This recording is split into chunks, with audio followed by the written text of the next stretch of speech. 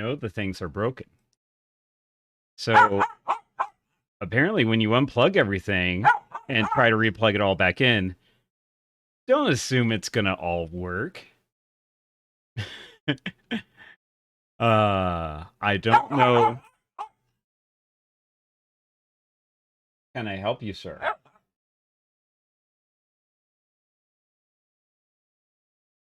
Odd. Is there anything that we can... Oh, whoops, sorry.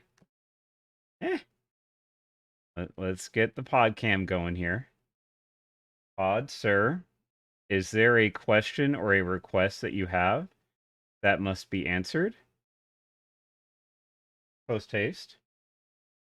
Is there something that you need? Because I did the walk. I did the feed. I did the water, and I put it right where you wanted it. Right there. So you can watch me while you drink. What else? What else, Mr. Friend? And we had a nice nap time, like on the bed for like the past couple hours. By the way, is the mic sounding okay? Because I want to make sure that I had to replug in everything, and I plugged everything in after yesterday's stream at Common Space, and I just assumed, yeah, I plugged it all in. Everything's back to where it was. I did not test anything, and I should have tested. Because now I don't know why my desktop music isn't playing. Like, there should have been music playing, and I just realized it is not playing. Odd? Are you okay now? Okay, Pod, I love you. We napped together for like half the day, literally. Like all the stuff I wanted to do to get done. You were like, we're napping. I'm like, okay. I have to get stuff done. You're like, yeah. 1 more hour of nap. And that was like 5 hours of naps we just had. And you're grumpy because I didn't make it 6. I'm sorry, Pod. I did not realize that 6 was your favorite number. Oh, gosh. Well, he's been grumpy ever since yesterday. Because, hey, Bargain Bin, how you doing? And, Sleepy Steffi, thank you for the lurk. I hope you have fun. But yeah, ever since the, yesterday's stream when I was gone half the day and came back in, he has been grump-tastic, to put it mildly. He has not liked anything I've done. He's, even the treats I give him, he just like kind of like angry eats. He like kind of goes like,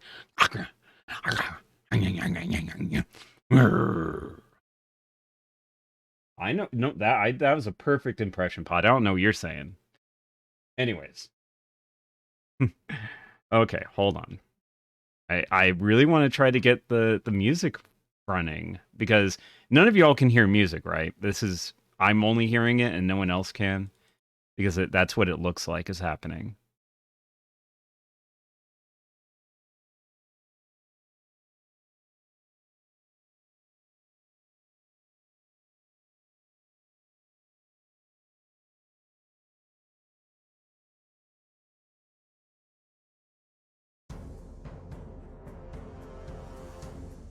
Okay.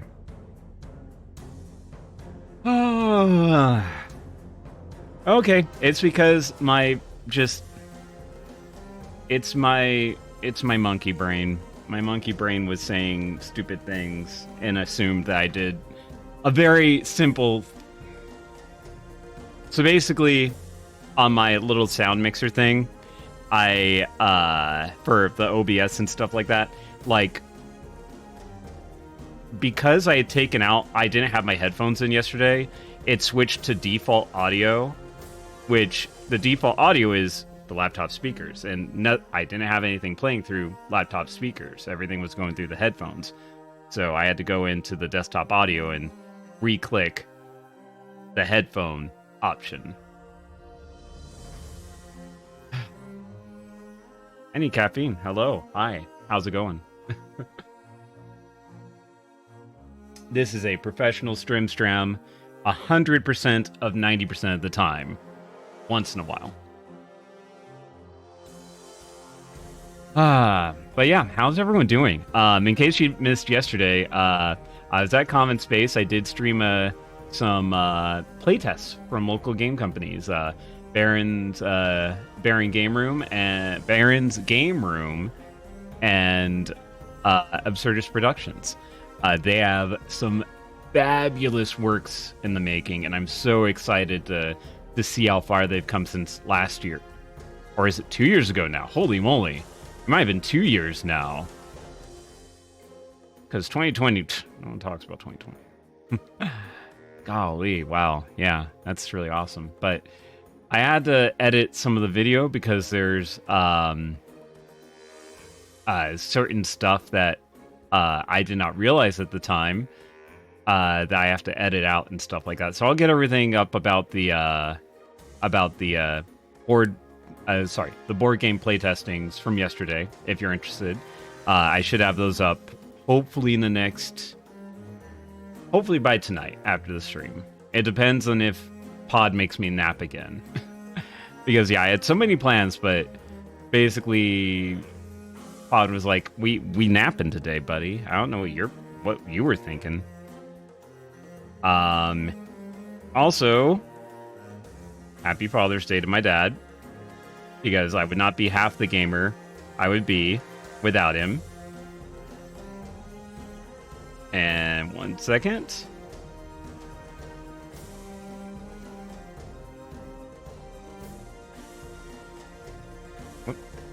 Also,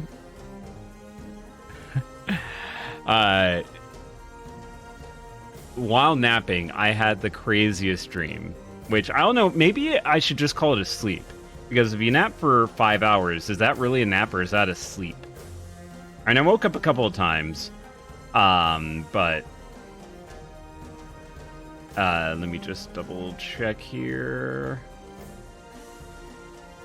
Okay. But yeah, the dream was me and Pod were out for a walk, and for whatever reason he broke out of his leash, which he would never do in real life. He would never try to run from me. He'd run at something, but never from me, I guess to say. But the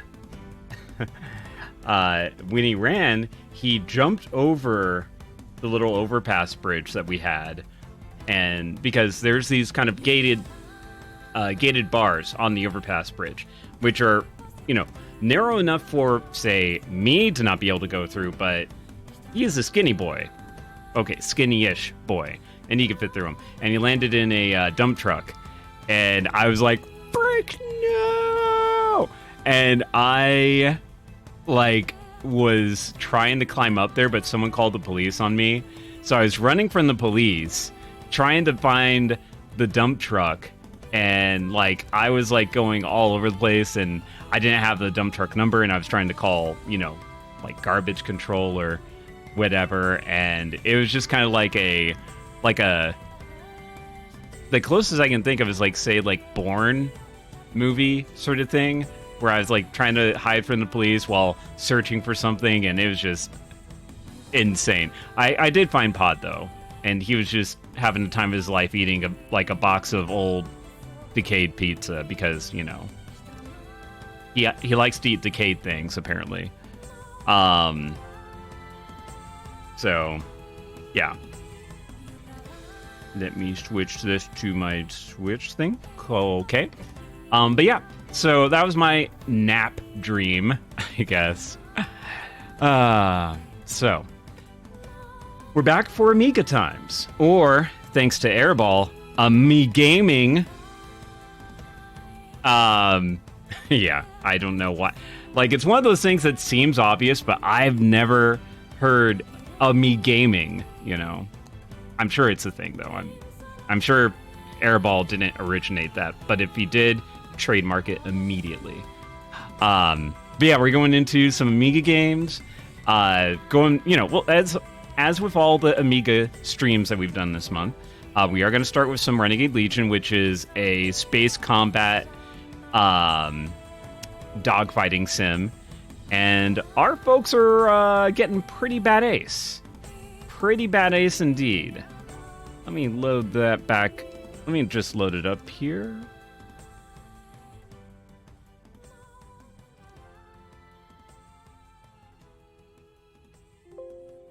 All right. And it's under DHO. Also, this is what you're supposed to do if you want to make everything look nice. So when you have things set up in a way that you want it to, do snapshot. What? Okay, I did not want that. Okay. Well, there goes me trying to show off something fancy. Jeez. All right, never mind. Just don't listen to anything I'm saying. I'm a little teapot. Me gaming. There's a term that deserves a kickstart.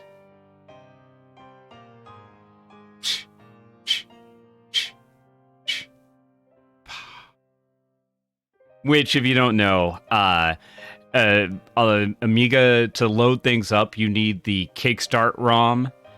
And right now I'm using the 3.1 Kickstart ROM. But yeah, that's how you run the Amiga computing system. And were there more than 3. Was there a later version than 3.1, or is that the latest version? You can call like the Kickstarts are essentially like the Windows 8, Windows 9, 10, whatever. Surely Father's Day deserves a dad joke. Yeah. You know, I actually, when I was talking to my dad earlier, yeah, I did not get a single dad joke, which is, I guess, his gift to me, I guess. I don't know. But yeah, we had a really good talk. So, we have our crew, and they're getting pretty respectable. Everyone's in heavy-ish ships. The Petal is the newest ship that we have, which has a turret that will be able to aim every turn. So that's going to be exciting and fun to see. Let's see what happens next for our polecats. The Commonwealth Forward Fire Base at Gustavov's Regret reports inbound TOG fighters. The station is working towards full operation for several months, and now the dog has decided to attack before that goal can be met. Sensors indicate signatures of broad-spectrum scanners typical of recon pods. This may be an information-gathering expedition in preparation for the real assault.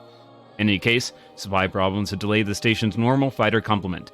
It's currently undefended, and your vector will probably put you in the area shortly after the TOG fighters arrive. Seek and destroy any TOG fighters in the vicinity, paying special attention to any that have scanned the station and are attempting to escape. We can't afford to let TOG intelligence get good data. Entering Mission 3.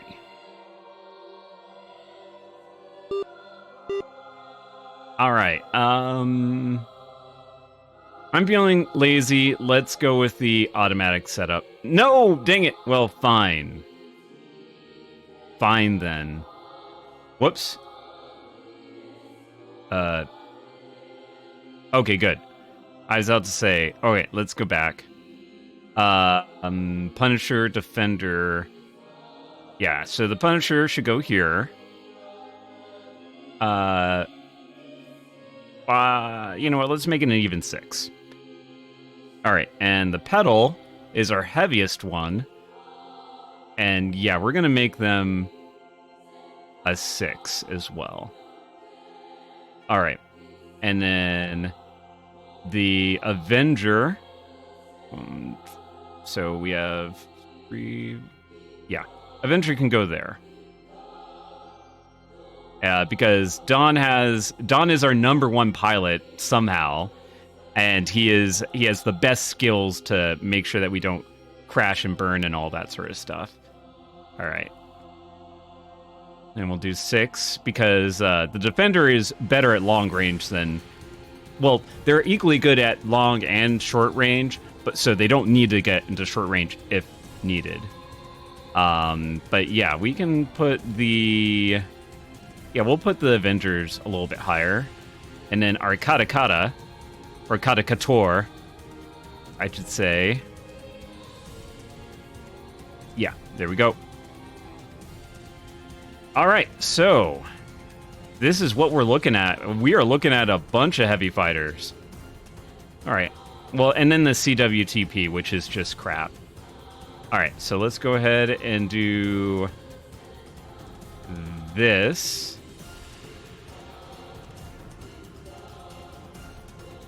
All right, and then we'll decelerate a little bit.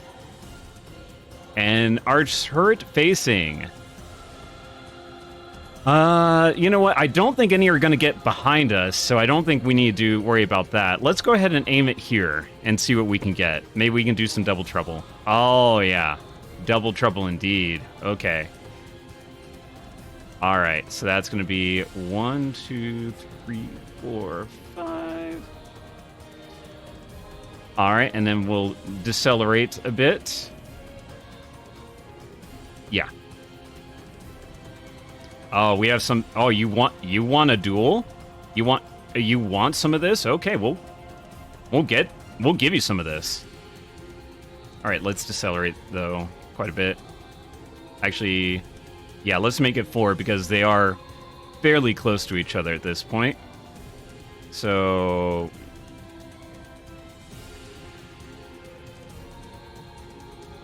and decelerate.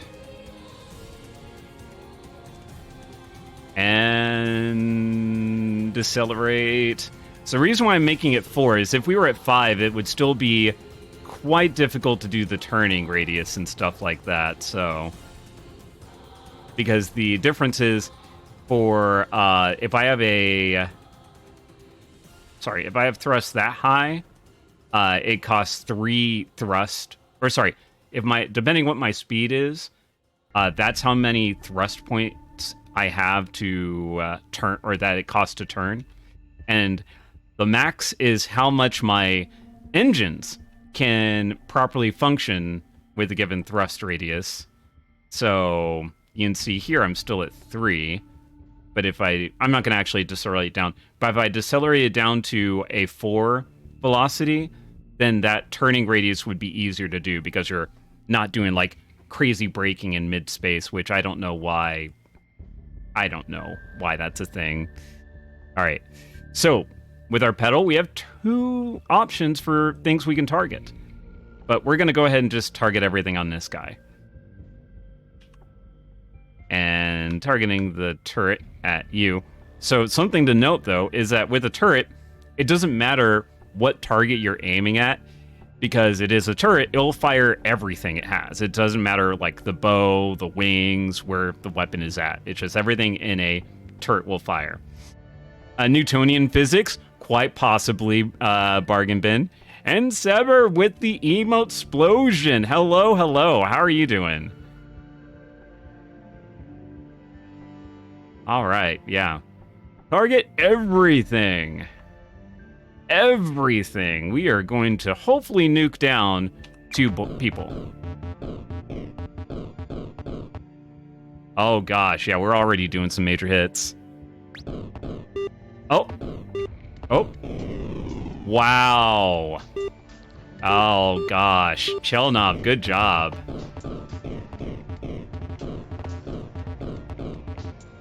Ooh, already took out some shields there. Sweet.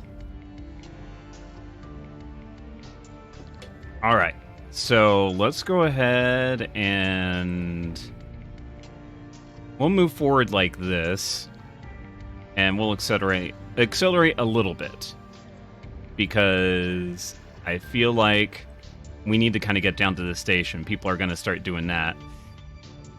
And we will go ahead and say, sure, we'll do a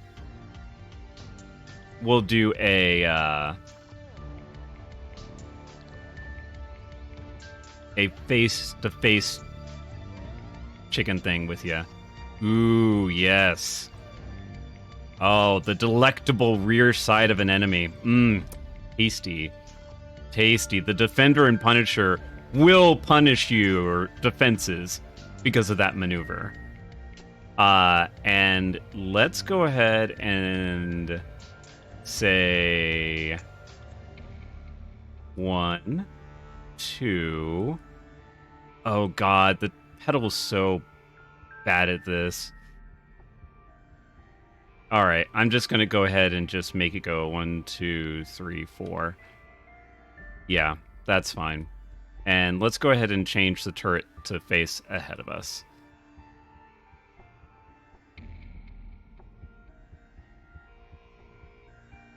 Alright, can you target the... I was wanting to hopefully target that, but I guess let's target this thing, because it's closer. Okay. You have homework, so it'd be lurking. Cool, cool. Cool, Sever. Good luck on that. And also, I flunked physics and most sciences, so I don't know what Newtonian physics are. Are you talking about gravity? I'm pretty sure you're talking about gravity.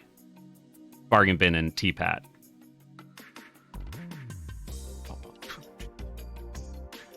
Do the chill music. Doing the chill music. Alright, yes. Fire at that guy. Fire at that guy. And the main... Yes. No, no, no. Get that guy. Ooh. Oh, gosh. Already, and took out his life support, too? Jeez. Oh, gosh. Took out his thrusters, and the back shield is already almost gone. Yeah, that guy's having a bad day. That guy is having a bad day. And so's that guy. Yikes. We are wrecking all these people. You've seen it in asteroids as far as I know. Alright. 1, 2, 3, 4. Let's try to go one more. Jeez, this is such a hunk of messed up stuff. Alright, let's see. 1, 2, 3, 4, 5. I should be able to swing that, especially in the Catacouture. Ooh, alright, yeah. I mean, if you're gonna... Whoops. If you're gonna keep on giving us delectable targets, we will fire. Let's see. 1, 2, 3, 4, 5.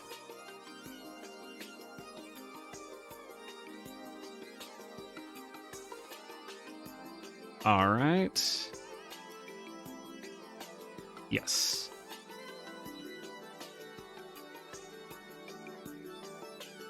Let's see, and you are at 6, which would be 1, 2, 3, 4, 5, 6. Oof. You know what? Let's go ahead and make sure that this guy here is just... Actually, no. Hmm. 1, 2, 3, 4, 5, 6, 7, 8. All right, Don. Show us why you're the best pilot. They've held up this time. Hey, Geneva. How you doing? The original G indeed. Oh my goodness. I need to do some shout-outs. I apologize. I have been a horrible, horrible host so far today. Goodness me, goodness my. Let's just give a shout out to Geneva here real quick. One of the best folks to chill and hang out with. Hey, Ellie, how you doing? Gonna give a shout out to Ellie as well.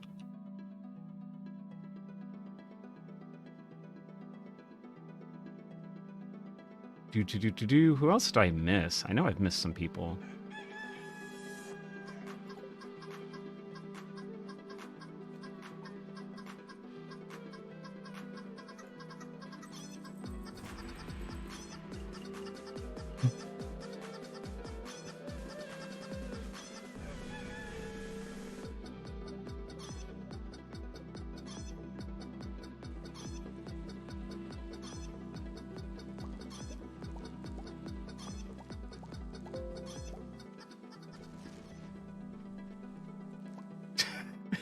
That's amazing. But,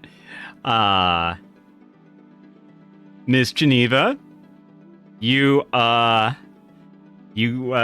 dedicated some bits. What?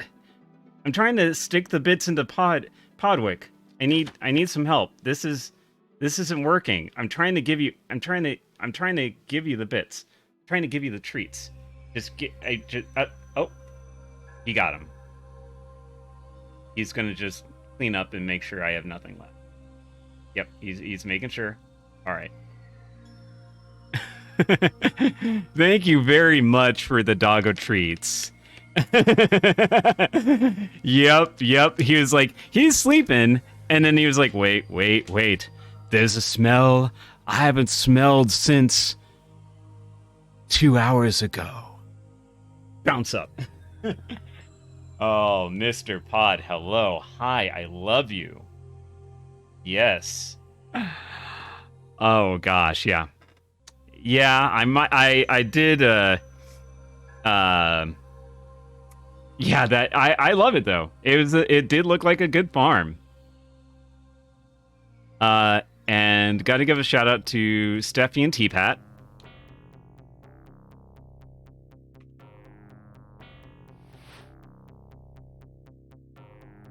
Yes, all of these folks are amazing, wonderful people. Definitely give them a follow if you haven't. Coming back here, Roger Wilco. After leaving me the way you did, you male scum. This is the last woman you will ever dump on. You going down, Roger. Right. Said you couldn't be tied down. I said that? You said you had to be free to roam the galaxy. Was that me? You'll be sorrier than you look. We'll see to that. Oh. You think so, 91 Sons? I know so. Roger's going down. You going down, Roger? Space Quest, I love watching those games, but it's like with King's Quest. I can't... Okay, it's like with point-and-click adventures. I really struggle with all point-and-click adventures. I might do, like, maybe... There's, like, 2 point-and-click adventures that I might play. And I guarantee you it's not the ones you're thinking of.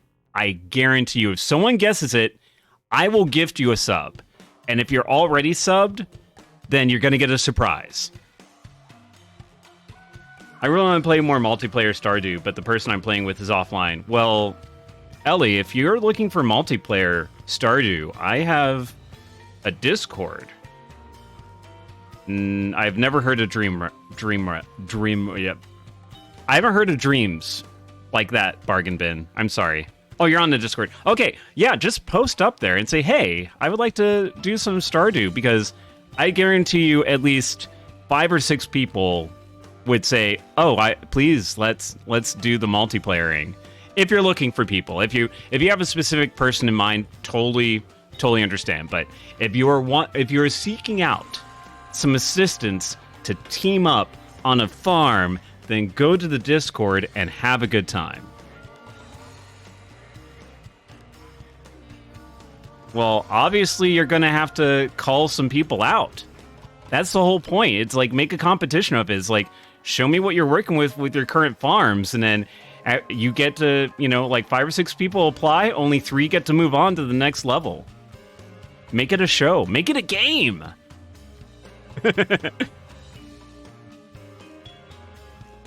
Geneva, I own Stardew, but only played for 30 minutes or so. I feel ya.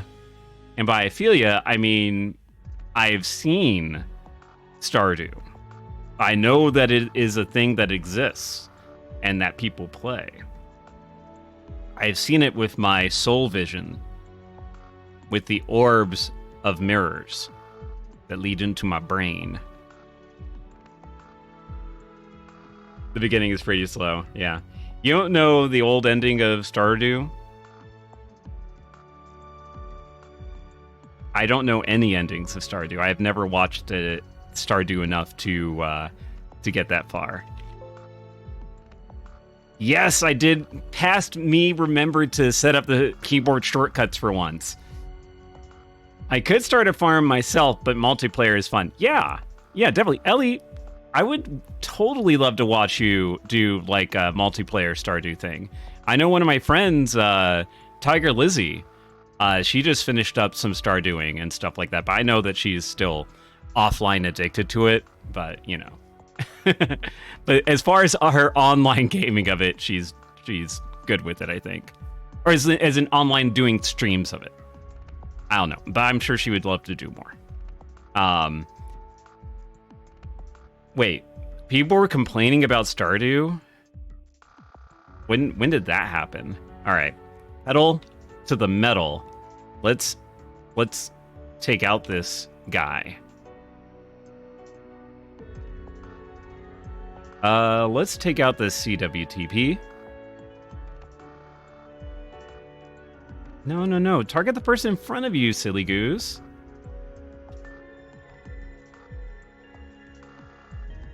Yes. Why are you aiming all the way over there? Sometimes you amaze me, silly goose. All right. Take out those shields and the thrusters. Breaking up into little bits. Come on, take him out, please watch with me. Make him blow up like just that. Boom, boom, boom. It'd be a spoiler. Ah, okay. I like Stardew, but never mastered the fishing minigame, and I reached a point where I couldn't advance without it. I'm sorry, man. Boom, boom, boom, boom, boom, boom. Trapped! Booyah! Harry Longbone gets the extra points. Good job, Harry. All right, so let's just have you go 1, 2, 3, 4, 5. So we got to do some speeding up.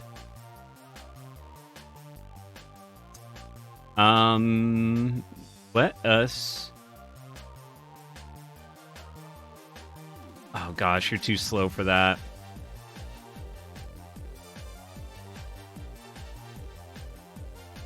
All right, let's change the facing. We'll point it down there, just in case anyone tries to go down.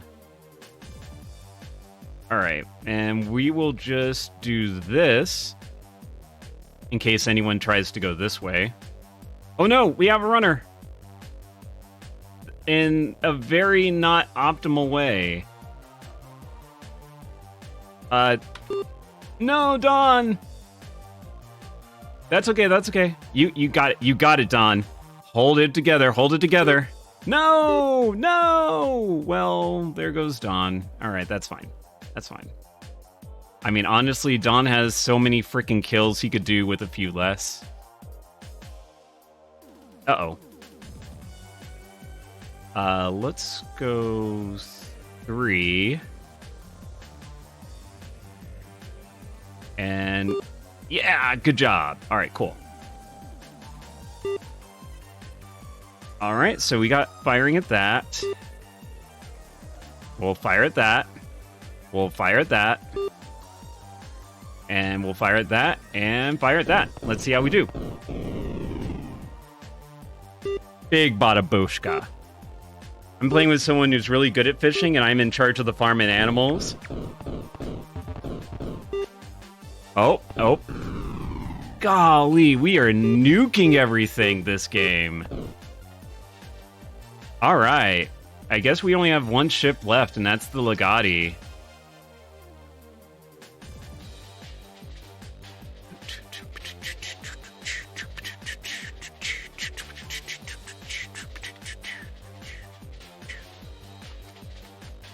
Let's change it that way. Oh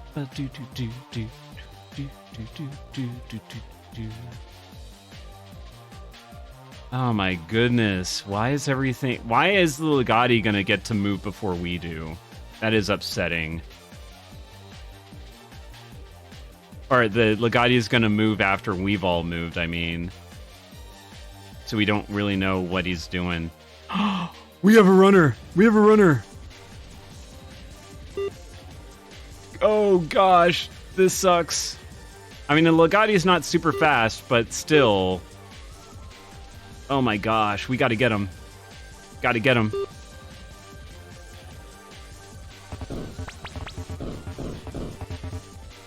Alright.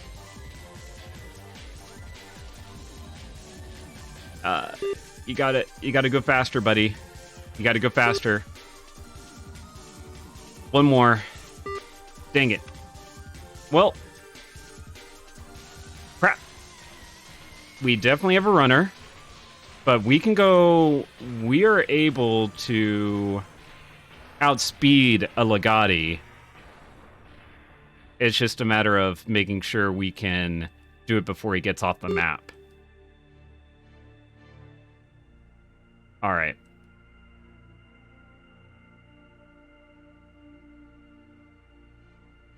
Crap. I think for some of our ships, though, he might have gotten a little bit too far. Alright. Let's see. So instead of that, let's go 5. Dang.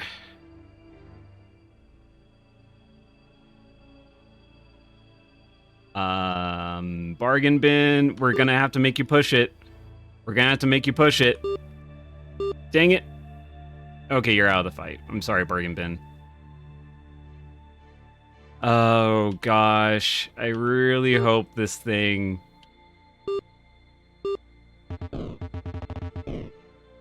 Hey! Good lucky shot! Oh, gosh. We got their velocity thrusters, so they have 0 thrust.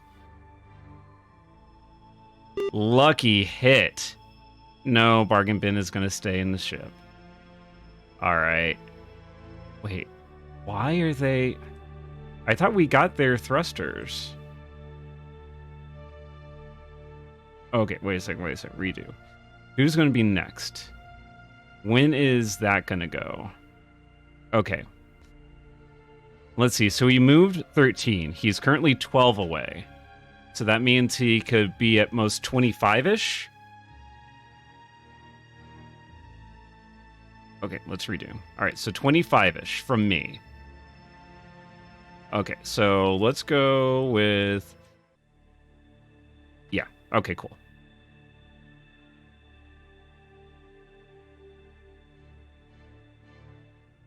And keep it pushing. Keep it pushing. All right.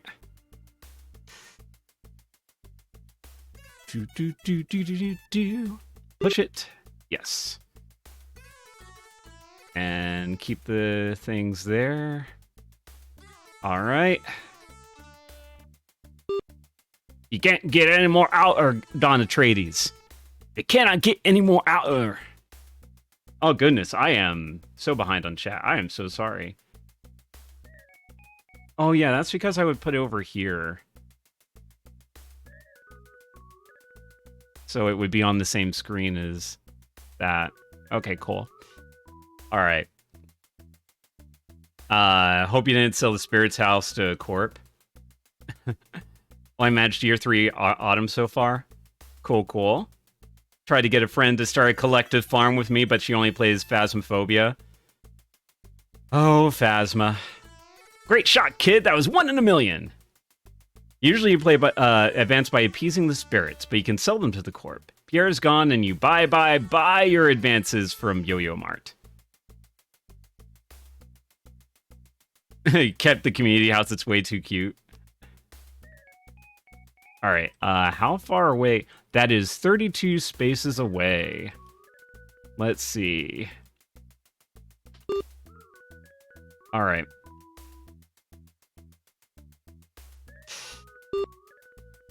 Let's see. So we're gonna have to get some.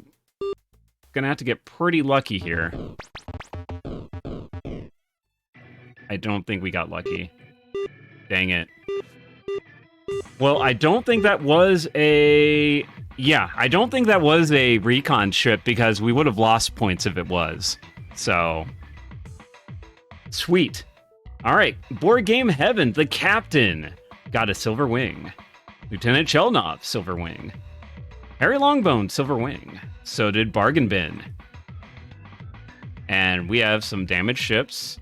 let's fix the Avenger because we killed our stuff in that. I don't think we really took much of any damage though. It's just mainly just we killed our engines trying to catch up with everyone. Yeah, we made it through that really smoothly. That was really good. All right, let's move on to the next mission.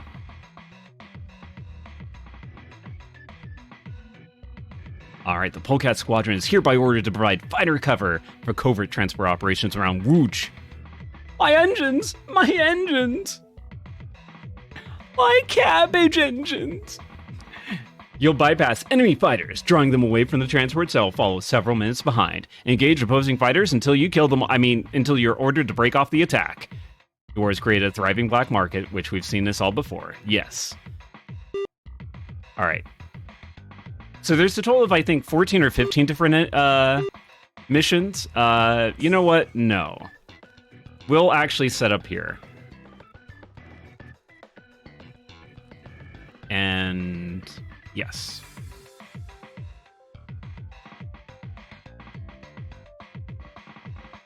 Yeah, 15 sounds good. Because we'll be able to sort of... well, for the bigger ships, let's make it 12.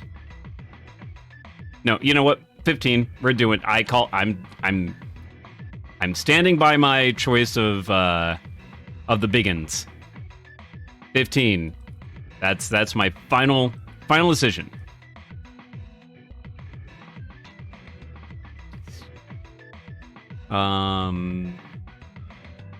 Yes.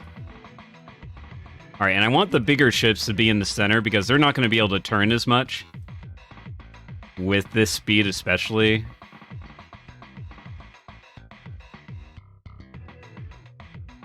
All right, we're doing some ramming speeds. We'll see how this goes. It will probably not go well. And then Stretch, aka the Podmeister. All right. Let's try to kill all these guys. No one leaves this battlefield. Whoa, whoa, whoa. What is all this? Oh, gosh. This is... Yeah, these are easy pickings. These are all light ships. I don't know what they were thinking, but all right. So who just went? And they're a range of 28? All right. And... yeah, we'll decelerate to whatever the lowest value is. All right, and face it that way. Here we come.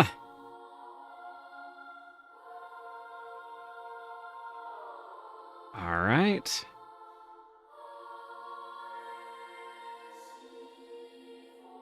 As we zoom out ahead. All right.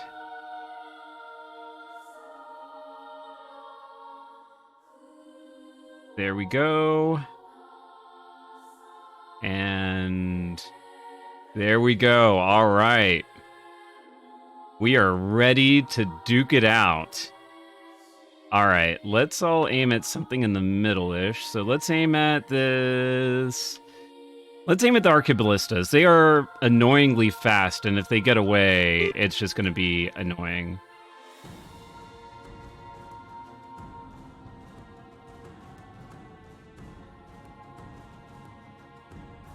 Boop. Boop.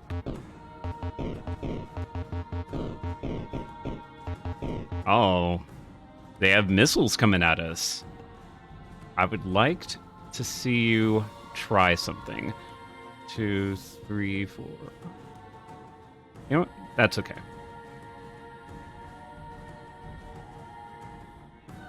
And then we'll decelerate a little bit more. All right, now that we know some people's plans, we can plan accordingly. All right. I don't want to try to adjust my movement beforehand because I'd rather save it for now and go at a little bit slower pace. All right, so that's going to be 1, 4, 5, 6, 7. All right, let's see how we do here.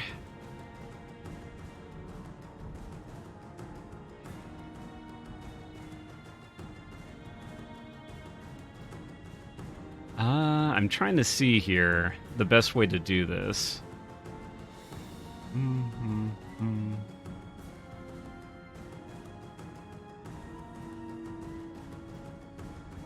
Okay, yeah, it's going to be a little bit wonky, but at least I'll still be able to decelerate more so at the end of the round.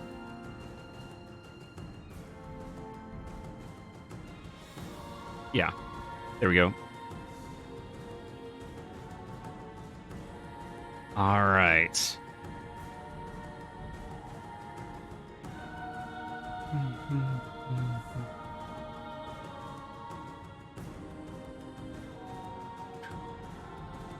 And let's go head on against this Arcaballista here. This is going to be such a mess.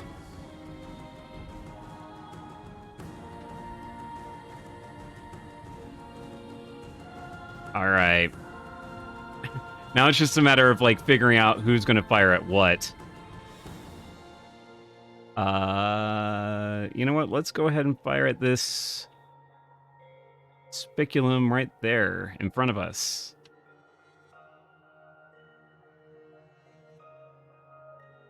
And for the turret, let's aim at that Arcaballista. No, you're facing that way. Fire the thing in front of you. Don't go to the sides. Never the sides. Unless, you know, it makes sense. Ooh, all right. Oh gosh, yeah, he is not having a good day. Oof. All right. All sorts of damage coming on these light ships. Fire at will. Which one's will? I don't know. They're all will.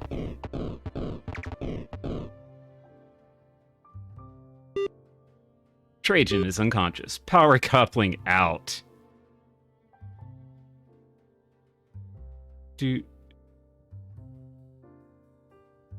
Okay. All right. So, unfortunately, it takes forever for this guy to slow down. So we'll go ahead and have someone watching the back.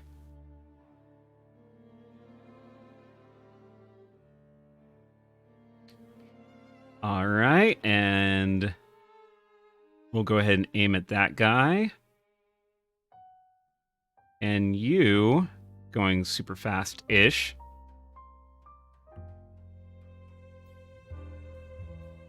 Let's see.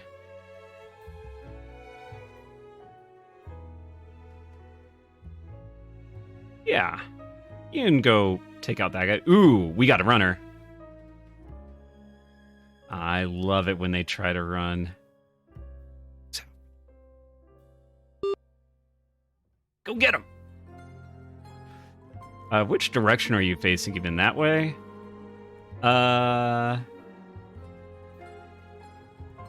You know what? We'll go ahead and let the Catakator and them handle that. Okay. And can we do it? Yes. All right, hopefully we'll be able to blow those things up. All right, so the main... Yeah, you're going to fire at that guy. And you can fire at that guy.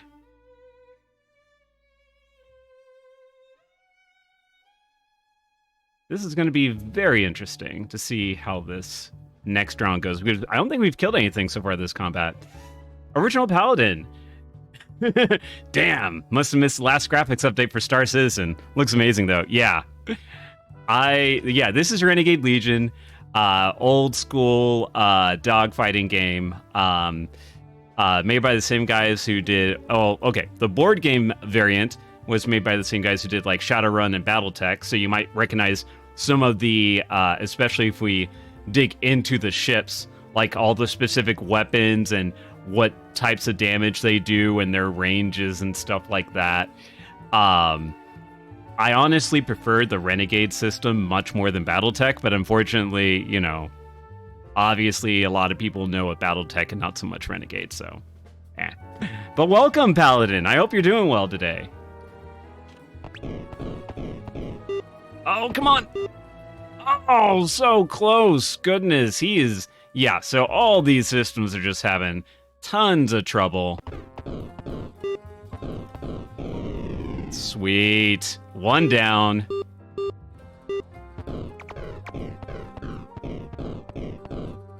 All right, that Lancia. Thank you for joining the pod crew, good sir. Or madame. I should not presume pronouns. I apologize. But yeah, I hope you're doing okay. Ooh, yeah, he's a runner. All right. Yeah, we'll get him. We'll get him.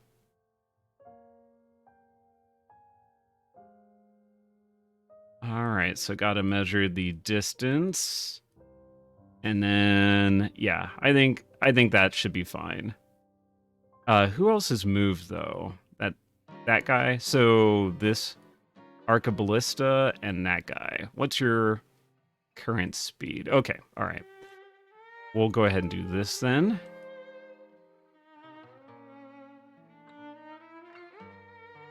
And then you will just do a spin around the wrong way. That's okay.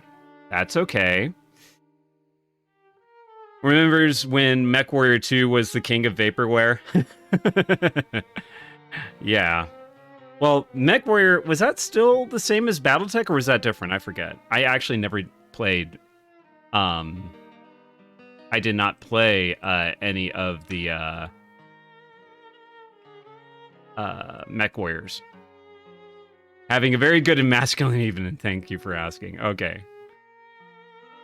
So that's 1, 2, 3.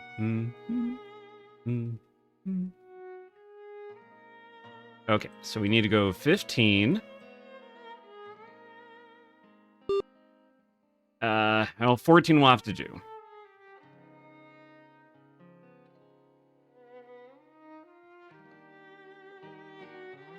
All right, and we're going to do a little Congo line of fun.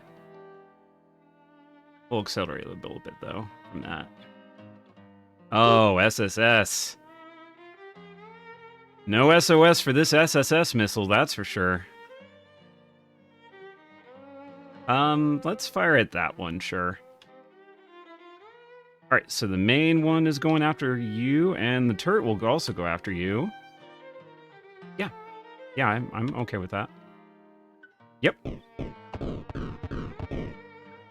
All right, took out those thrusters.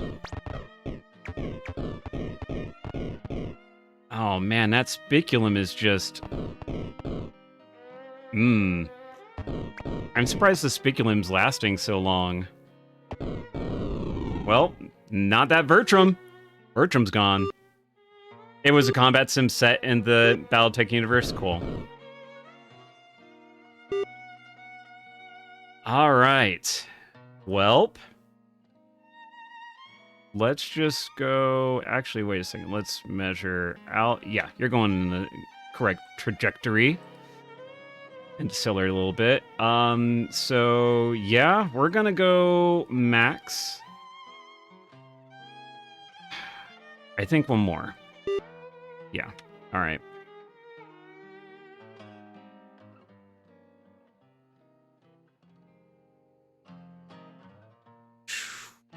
Boop.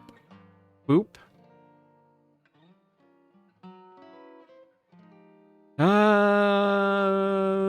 Boo. That's not good.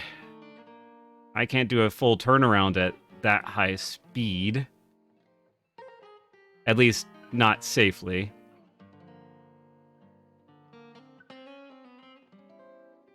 But, oh well. No risks, no rewards. Good job.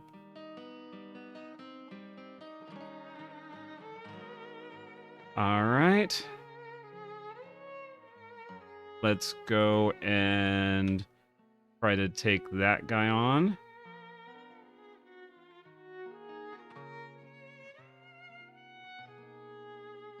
Let's go ahead and see what we can do about this guy. Okay, hopefully we did not overshoot him. Okay. All right, good.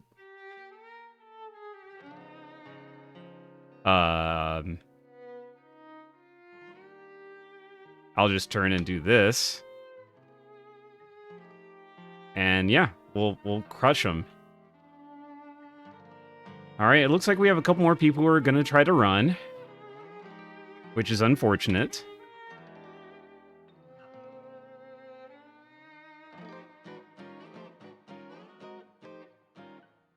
All right. So main is going to go after that and turret 2.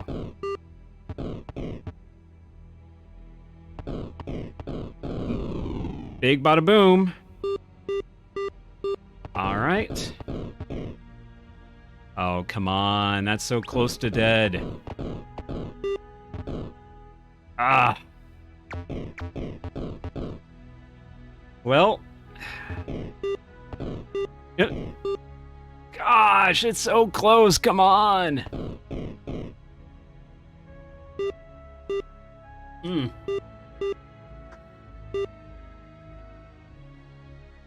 All right, yeah, we definitely have some runners. How about you go after this guy? So that's 1, 2, 3, 4,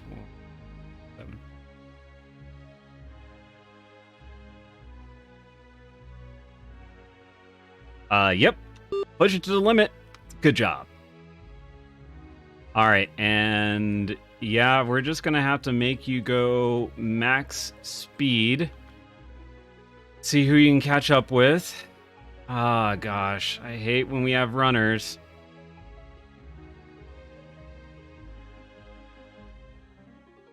Well, that's okay. At least we can hopefully get maybe this guy. And we'll try to... Ah, dang it. Oh well. Too bad. And accelerate as much as you can. All right. Go for it. And... honestly, let's just make sure this guy is dead.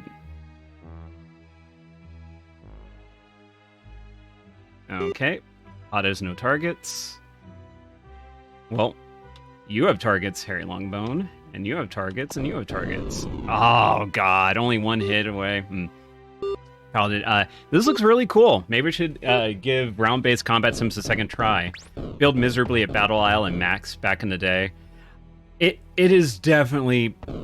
It is very dependent. Like, honestly, I'm not a huge fan of most of these types of games.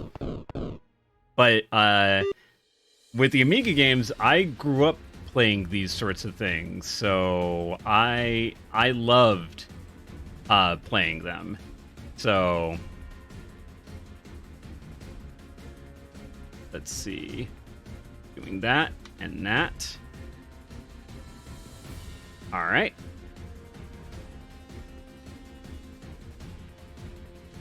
And here we go. Yeah, we're not catching up with those guys probably.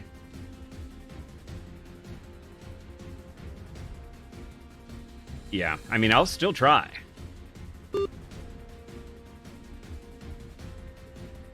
Let's see. Yeah, just push it to the maximum that you can do. Yep. Ah, dang it. Oh well. That's too bad.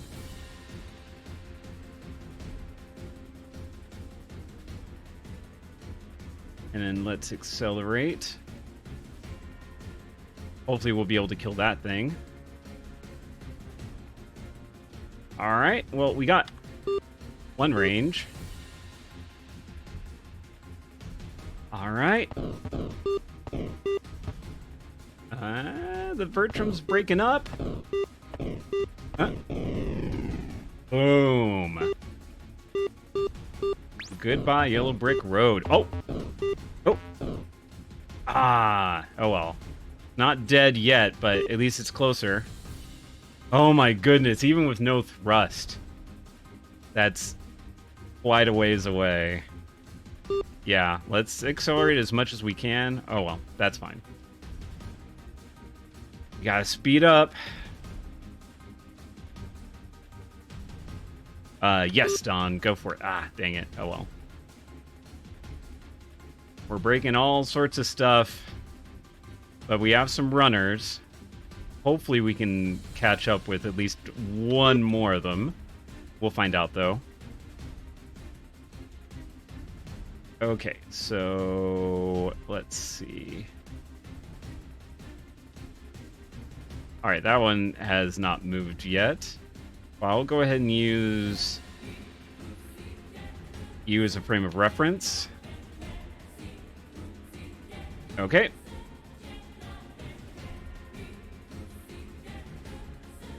Hopefully I don't overshoot him. I don't think so, because he had 19 and I was like 4 or 5 spaces back. So I'm pretty sure I'm still good.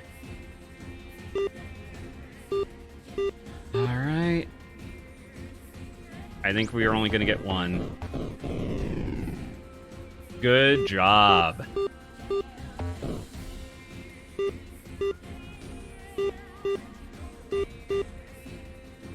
Alright, well.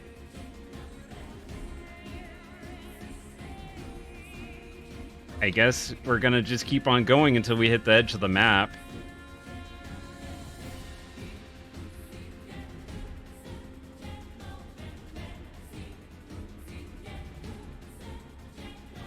That's a really big table that you play on. Yeah, that might be another reason why, is because the maps can get redonkulous.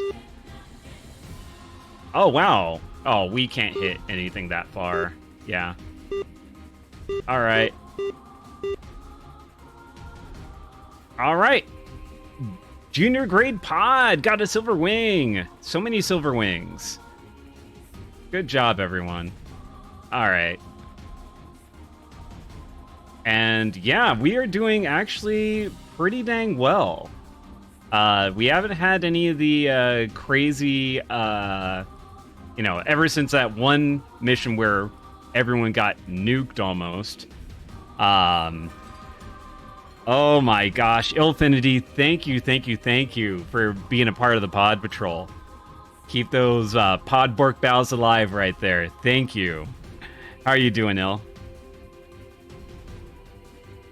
But yeah, let's go ahead and take a look at our people. So yeah, one of the many things I like about this is the more that you fly. What was that mission where everyone lost? It wasn't status. Prestige. Yes. Yeah, everyone lost so much prestige because the station blew up. And half our guides got blown up too, so they had to buy new ships. So yeah, that was a bad mission. But yeah, one of the things I really like is the more you fly with a given ship, the higher your skills with that specific ship go up. On top of your natural abilities of just being a better pilot as you fly more, you learn the little intricacies of your specific ship, so you don't always want to change ships as soon as you can afford a different one. So, yeah, ships are expensive, that's for sure. But, yeah. I think Board Game Heaven is the only one with a Star of Freedom. I don't think anyone else has got it. Oh, okay, never mind. As I go to the next race, he's like, what do you mean don't have any? And he's like carrying all of his like metals like cling, cling, cling. Yeah, he is super good in that Punisher. And he's getting almost to that range where he might be able to build a custom fighter. Yeah. Also with Harry Longbone, because he's in the pedal, he also has a gunner who will level up slowly but surely. But yeah, it's going to take a while because the pedal is not the best ship. Or not the smoothest ship, I should say. And yeah, so everyone's looking pretty good.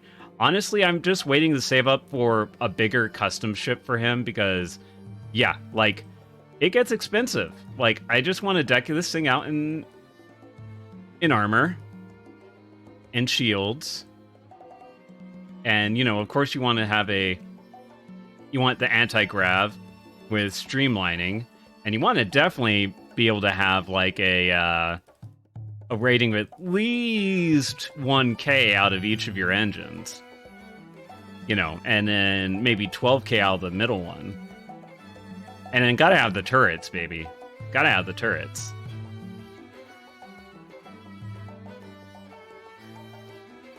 But yeah, it gets expensive. Oh, right, you can only have a limit on the power of the different things. So, yeah. You know what? We're just gonna make this a very lopsided ship. You know, it can turn left pretty easily. If you wanted to turn right, it's like, no, we're not turning right today. I'm sorry. This is not in this ship's budget. But yeah. Yozers, True Tonys. Oh man, I need to do a couple more shoutouts, by the way. I have been remiss. Let me give a shout out to Ill. And the True Tonys.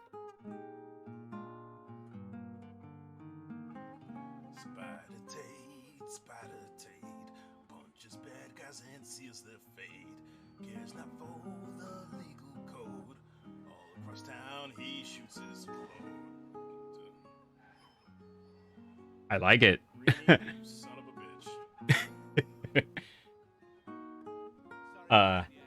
Ill, have you finished Crisis Core yet, or are you still getting there?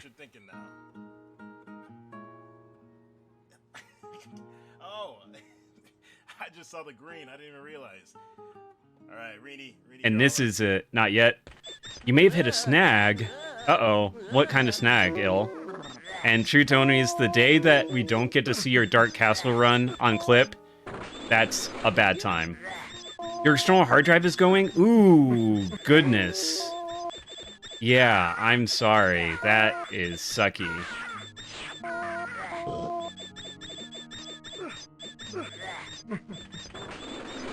Oh, wait. Oh, gosh. No. No.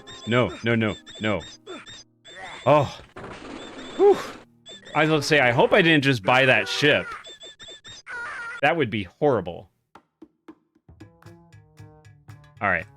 So anyways, as with most of these, we just do 2 runs, and then we move on to our main games. Thinking you'll be able to get it, though. Got a new one on the way. Cool. Alright, good luck. I hope that you can finish it. Alright, let's close it out. So... whoops, I'm gonna go ahead and say pause to that, and I made triple sure that this game will work. This was a game that got me into tons of trouble back in the day. Mostly lurking, super tired after enduring 28 Celsius all day. I mean, Pod feels you. I mean, Pod had a very, very long day as well. He's done. And by long day, I mean we napped for about 5 or 6 hours. And then we walked, and then he went back to bed. So, you know, long day for Pod. All right. Keef the Thief. I'm going to read off the story, and hopefully we get it running this time. All right. So, Keef the Thief. I'm sorry it's reversed. I promise you it says Keef the Thief. It's not some weird hieroglyphics. But look at this guy. Look at everything going on. He's got dragons. He's got a thief. His little stick stopping the branches with this guy with the torch that's about to eliminate all that. And what's going on over here? And he's standing on a whole bunch of gold. Like, seriously, he's got it made until he dies in about the next 5 or 6 seconds. I remember seeing this game for sale, but I don't know what it's about. It's about 2 megabytes. All right, so... and one of the things I also really like is the little copy protection. You can't copy it because it's so dark and blah, blah, blah. But yeah, we have to use it to unlock the game and stuff. So, all right. Keef the Thief, the story of Keef the Thief. Goodbye, Keef, and good riddance. Oh, you know what? While I'm doing this, might as well be in story mode. So hey, see, it says Keef the Thief, I promise you. And what? Electronic Arts? And what? Naughty Dog? Naughty Dog, what have they done lately? Who knows? Oh my god, I forgot how long the story is for this. Okay, basically, I'm just gonna... If I do a long play of this, I'll read off the full story. But, basically, you were a brat, you were an orphan, you basically bullied and teased and made fun of everyone in your village until everyone in your village, even the nicest clerics and all of them were like, you gotta go, kid. You gotta go. Get out of our hair. Be gone. So they kicked you out. You got a stick. That's all you got to your name. And he said, the only thing that you'll ever be good at is, yeah, you might as well be a thief. And you're like, not a bad idea. So, hence, Keef the Thief. And please don't let me down. Please do not let me down. Fingers.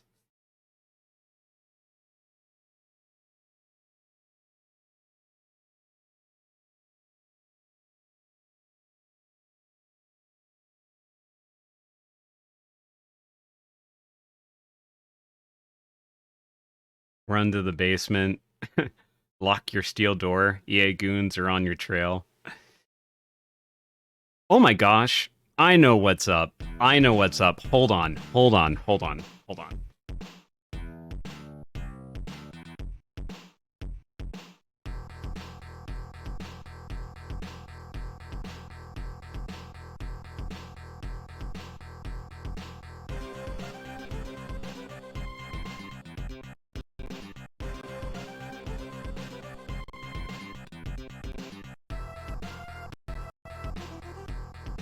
Okay.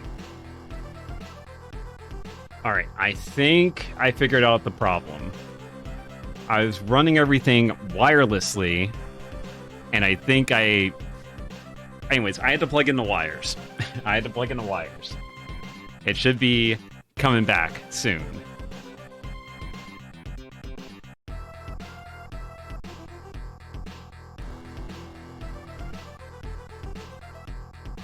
Oh my gosh.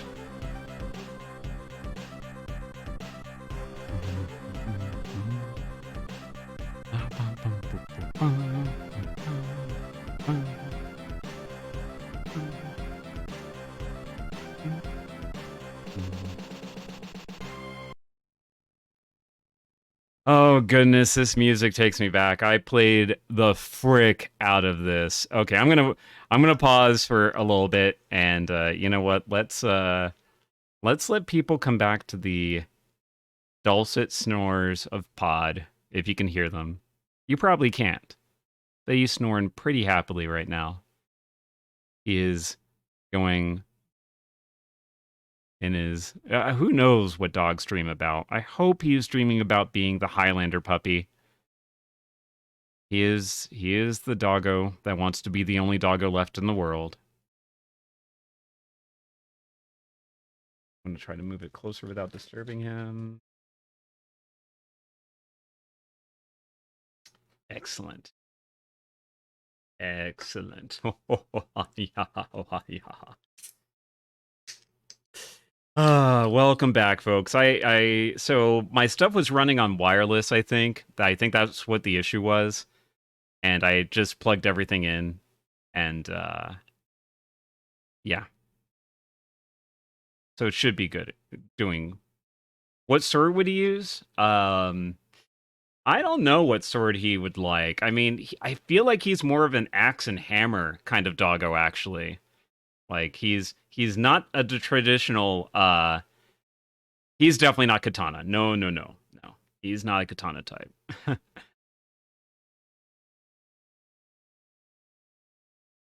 I know hammer is not a sharp instrument, but that's the kind of doggo I feel like he is. He'd be an axe or a hammer kind of doggo.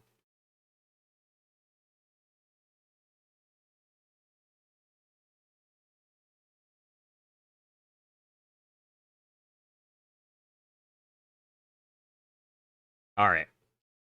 Welcome back, folks. We're just enjoying Pod sleeping his day away, snoring ever so softly that unfortunately you all can't hear. And My microphone is bolted into the desk that I'm at. I mean, I could unbolt it, but it would honestly make so much noise that he would probably wake up and go, "What the frick are you doing?" And then, yeah, that would be that. Okay, so let's get to the game.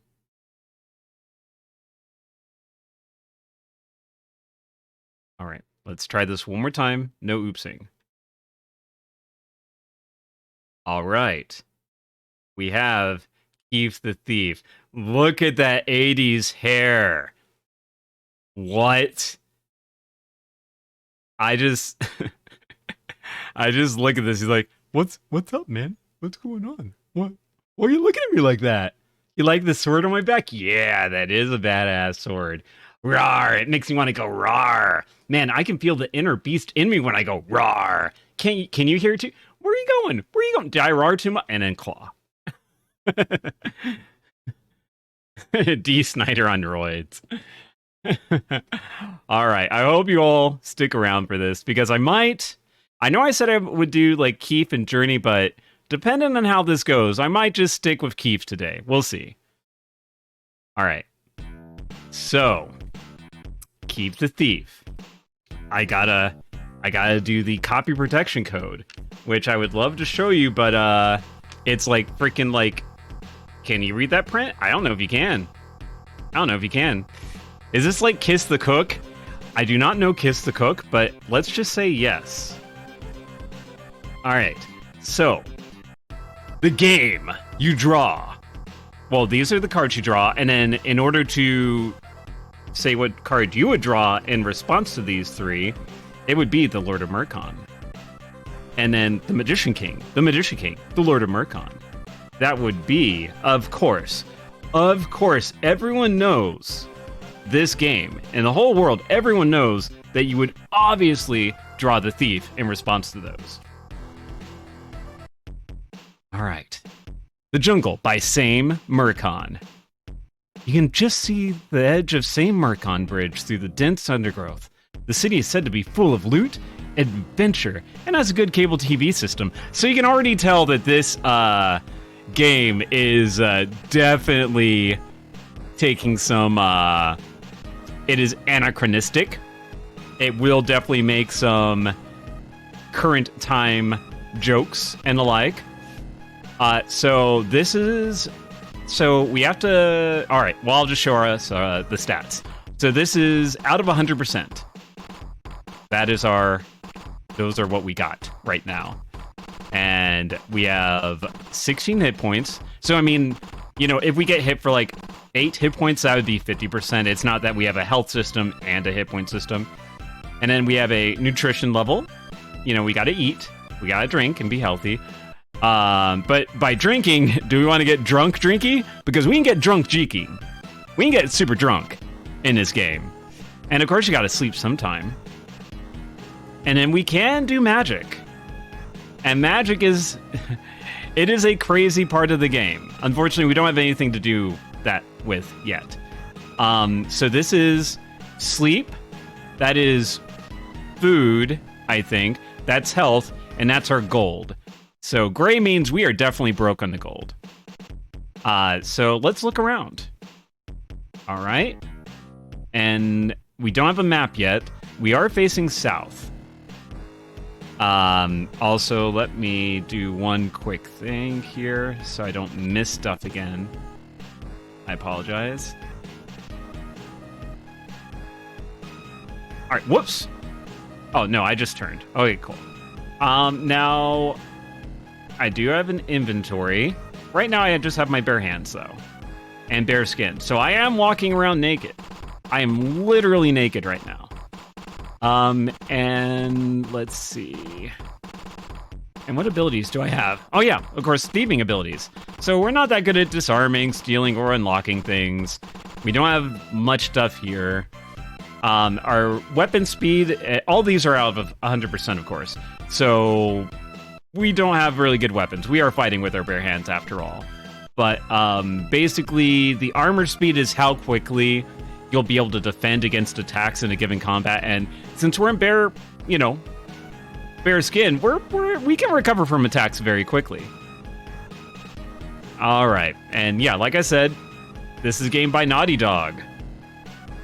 What have they done since then? I don't know. Anyways, in collaboration with EA and Naughty Dog, have people even heard about them yet? Anyways, let's go forth. So, the St. Murcon Bridge. You're standing on the St. Murcon Bridge. A guard stands watch as a few black-robed others enter the city. So we can look around, we can search, find nothing of interest. I don't think we can talk to that guy, so yeah. And this is the main city of this island that we're on. So let's enter. Whoops. Oh, right. I hate how the directions change all the time. But anyways, all right. So we are at the open gate. The gate to St. Murcon is known as the open gate because it has never been shut, because it lets all pass unhindered, and because some idiot lost the key right after the gate was built. And no one bothers to, make a new one. So let's look around, let's search, find nothing of interest. We can sit and twiddle our thumbs if we want, which nothing of note happens. That's fine. And actually, let's go back out through the other gate. Whoops! Oh, we are in the palace. You see before you, rich King Mooch, known throughout the world for his wealth and his lovely daughter. Hello? Hello? Hello? Hey, cuss, how's it going? And you got your game cracked? Yeah. I actually had a legit copy on the Amiga way back when, but that was way back when. Talking to the Merchant King. My kingdom is the wealthiest in the world, and I have the prettiest daughter. Ah, life is sweet. Just keep your meat hooks of your off. Just keep your meat hooks off my buckaroonies. Only I can steal those. And, we can ask him what he does with thieves. That's how much gold we have to give him to ask about that, and we only have 100. So let's not waste money on that. Let's instead talk with the princess. Ooh, what's a big hunk like you doing around here? I just love men with meat on their bones. Meat in general, that is. I like 'em dumb, baby, and you suit me just fine. What can we ask her? Her men. Let's save her money. Look around. The princess is a woman of startling beauty. Your glands are in a mood to party, and you're having troubles thinking straight. And we look at the Merchant King. The Merchant King is covered in jewelry from his bald spot to his silk sweat socks, and his throne is solid gold. All right. So we could talk with them. We don't really need to. And yeah, let's go ahead and leave. Wandering around the palace wouldn't be such a hot idea. Let's leave that way. And can we talk to this guard? No, we cannot. Okay, then we'll go back in. Crash Bandicoot, Uncharted, Last of Us. They sure did good.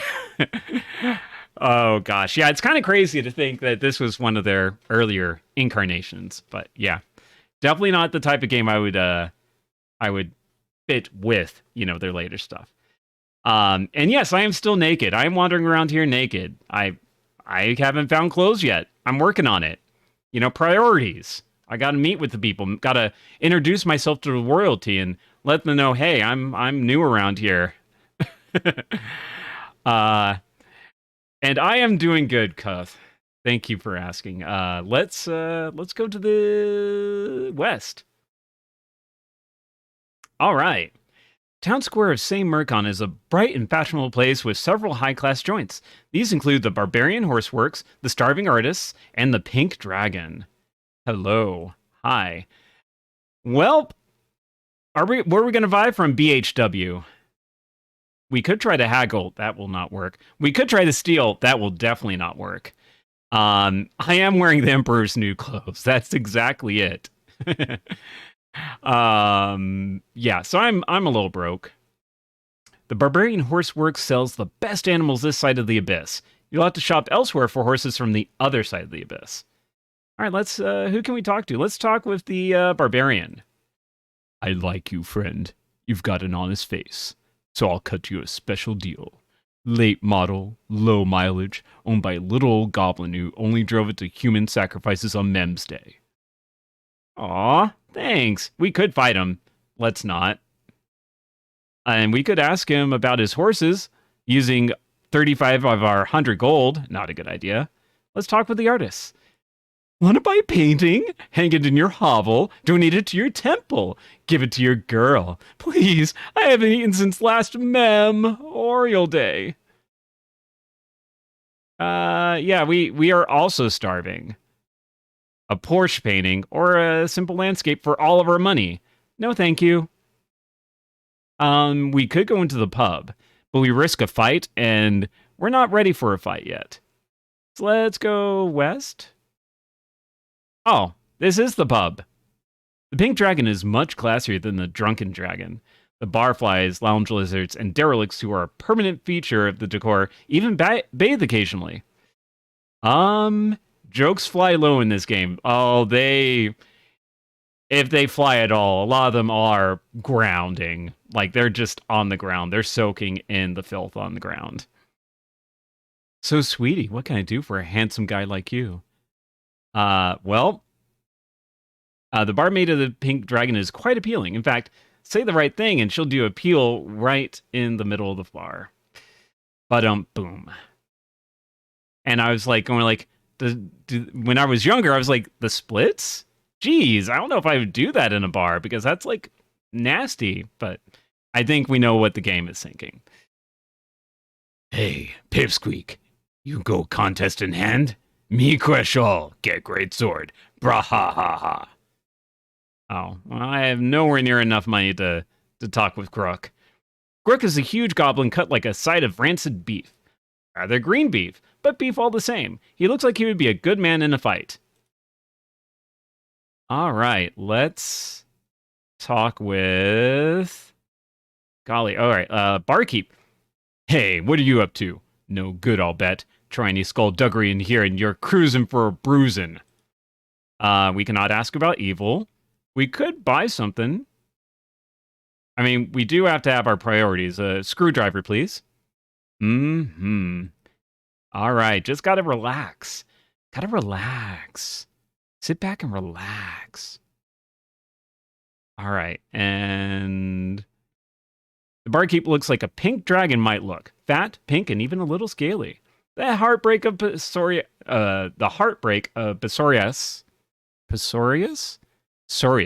psoriasis can occur even in a fantasy setting. All right. Let's see who else we can talk to. The collector. I buy almost anything, especially if it's an antique book I wrote. Just show it to me and we may strike a deal. The collector is this distinguished-looking woman known to have great taste and a large bank balance. That's how we're going to make a lot of our money, is dealing with the collector. Merchant. I make my living by exchanging rare and interesting items. If you have any in mind, just ask. You know what? What do you sell? I deal in rare and unusual pets. There's a point and click where had to mix a screwdriver and use it on a screw. Oh, that's why I usually don't play point and clicks. They are too much for me. All right, let's talk with the historian. I'm working on my second history. My first is the Book of Lore. I'm exploring the reasons for Telek's fall, a very interesting subject. I'm not going to pay you this much for just books. The historian is always hurrying through his notes and papers. All right, cool. Well, I'm going to skedaddle. Oh, all right, I'm going to skedaddle this way. And then this way, and let's go to the east. All right, this is what we're looking at. This is not us. Even though it might look like us, this is not us. Here in the busy north end of the same Maritime Bazaar are a number of shops, including a bar, a healer, and a weapons store.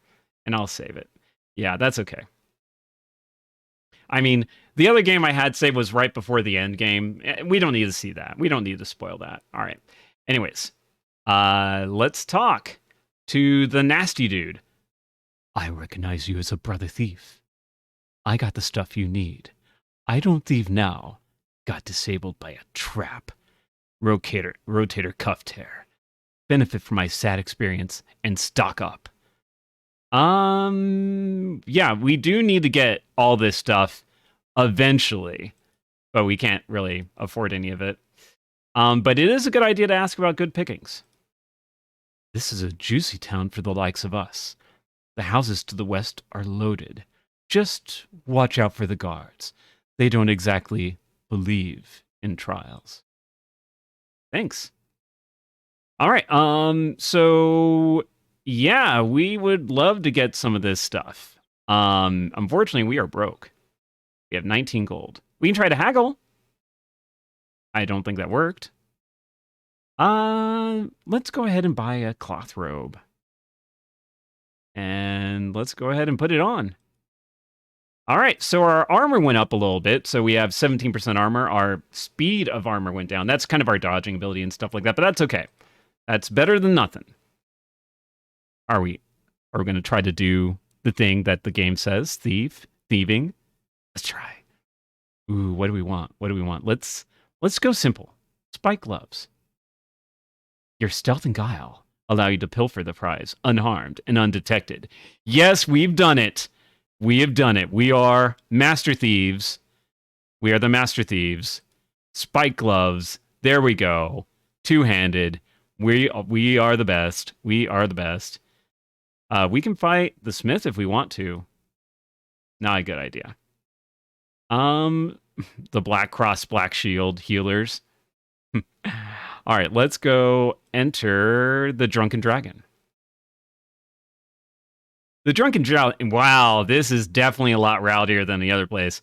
The Drunken Dragon is a squalid place, but the food is supposed to be good, especially if you're partial to roach legs and rat fur as seasoning. Let's look around. Let's talk to some people. Barkeep, you know, all a guy really needs is a good girl. Pretty but a little umbe, like Lisa here. Ouch! Babe likes a strong man who can simulate sincerity. Can't afford that. The barkeep at the Drunken Dragon likes to talk, but he has trouble maintaining control of the rowdy place. I have no doubt about that. Barmaid, need a brew, honey? If not, we got the best food in the same Mercon. What do you say? I will not repeat some of that stuff. I will just say the barmaid does not stop her is things from keeping customers in line. There we go. All right. The Grim Soldier. Greetings, friend. Have you done much adventuring lately? I've been to some pretty scary places lately. This is the Grim Soldier. He's kind of hurting a lot. He kind of made me think of like a, with the leather jacket, he made me think of a more modern warrior. And for the longest time, I used to think that's a wand. I was like, what's a soldier doing with a wand like that? But no, it's a cigarette. It took me a while to realize that. And the magic sling is a really good weapon. If we could afford it. And we can't steal from him. The Grim Soldier bears scars from many battles. Some far in the past, others within the last few minutes. Well, the recent ones aren't scars yet, but they're gonna be. All right, let's talk with the old man. Did I ever tell you about the time I had dinner with Telek? It was back before he died. At least I think it was. He didn't talk much, come to think of it. Old man. This codger looks old as the hills, but is still spry enough to entertain the other bard patrons with some astonishing yo-yo tricks.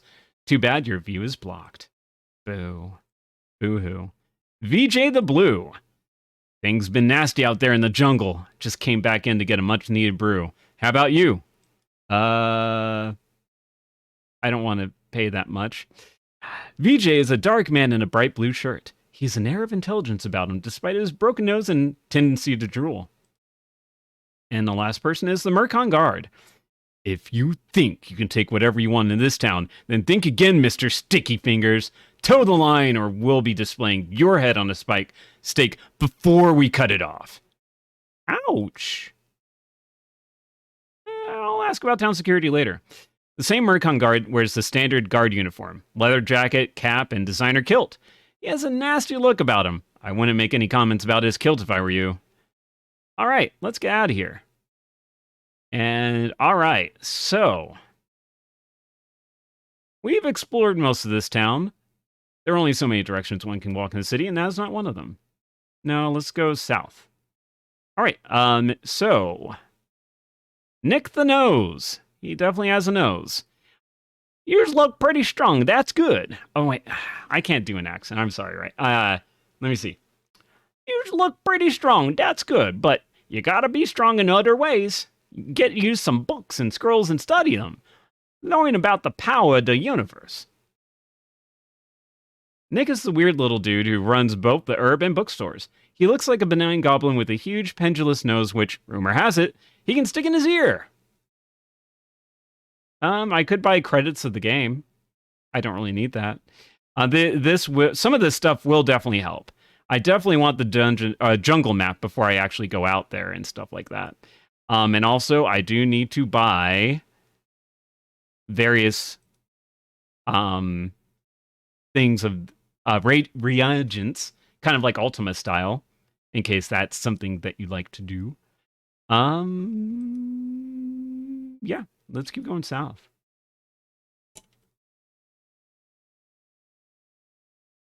All right, so you might have noticed that guard moving in real time. That's how much time you have to kind of invade these houses and go in. Because we're about to go on a stealing spree. Maybe. The houses that line the street are of the finest sort. They're almost inviting you to come in and fill your pockets. All right, let's give it a go. You feloniously lurk inside one of the houses of St. Murcon. Better hurry up and grab some booty before the guard comes back. All right, I'm gonna load though because I'm not gonna be reading a lot of this stuff in these places. I'll just explain what I'm doing because it is a time limit. All right, let's search. Find nothing of interest. Let's look around. Can I grab anything? Can I grab anything? Uh-oh. Uh-oh. I'm in a fight. I'm in a fight. I'm gonna punch him. I'm gonna punch him. Punch him. Punch him. Punch him. Uh-oh. I don't know why there's trees in the middle of this forest here. Punching isn't really helping. Get this guy over here. Punch him. Ouch. Punch him. Punch him. Punch him. Punch him. Punch him. Punch him. Punch. Go, go, go, go, go, go. All right. The thing beneath him is his health meter. So the darker it gets, the more hurt he is. I might be able to take one out. I can take... Oh. Nope. That is a game over. You just croaked. Dead meat on a dull stick. That's you.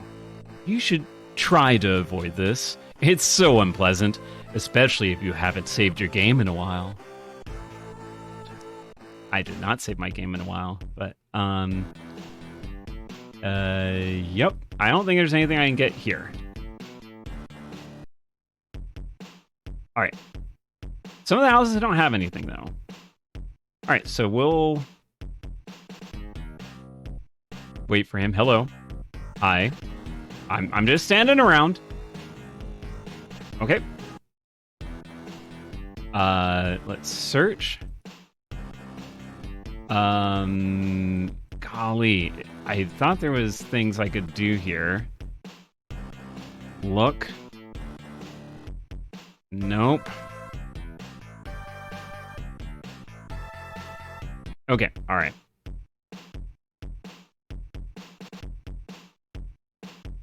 So maybe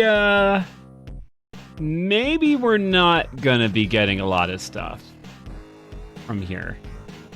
What's our status, by the way?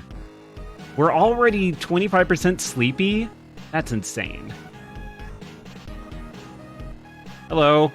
Hi, I'm just standing here. I don't know what you think I'm doing. All right, let's go. Ooh, the Nipsaws. Ooh, steal. Steal the dog. Ow. No, I want the dog. I want the dog. Thank you. Oh, whoops. All right. I have a dog. I have a dog. If we look in our bag, we now have a dog. I'm gonna name it Pod. No reason. No reason whatsoever. Hello! Yeah, you keep on walking. Is this the Neopause? Yeah. Alright. I've already done everything I need to in there. Alright. So, I think it will tell me if there's anything to steal. It'll say that little thing there. Ooh. Steal the goblet. Steal the goblet. Yes! I'm so stealthy and guiley.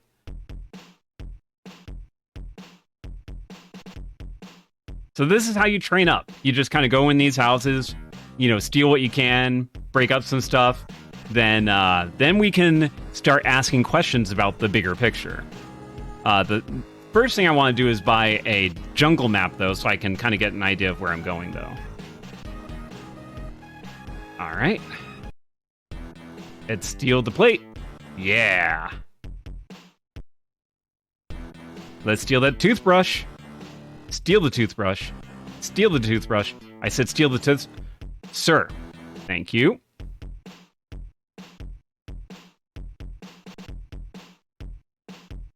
I'm a little hurt. I'm okay. I'm okay. Honestly, I'm just fine. I'm just waiting for that one guy, the guard, to kind of come by. As he's just kind of like walking around, it's like...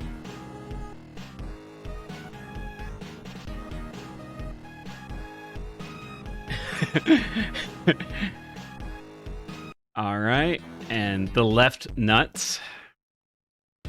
The Samsungs. I want that painting. Excellent.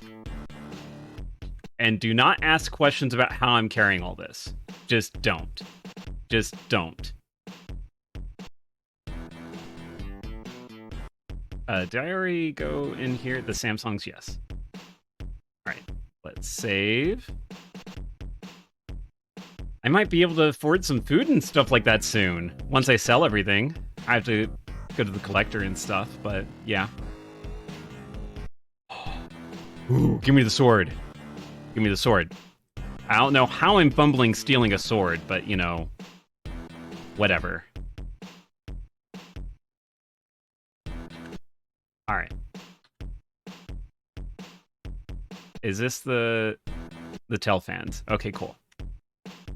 You're carrying all of it in your inventory. Simple. Come on. Come on now.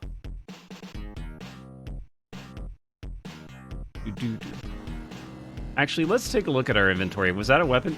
We have found Charles. Let's equip... Oh, whoops. Let's equip Charles. So, the difference between that... Oh, that's our... Oh, we can actually have Spike Gloves and Charles. But it makes our weapon so much slower. Yeah, so we want to have as high of attack as we can. Because, yeah, if we go there...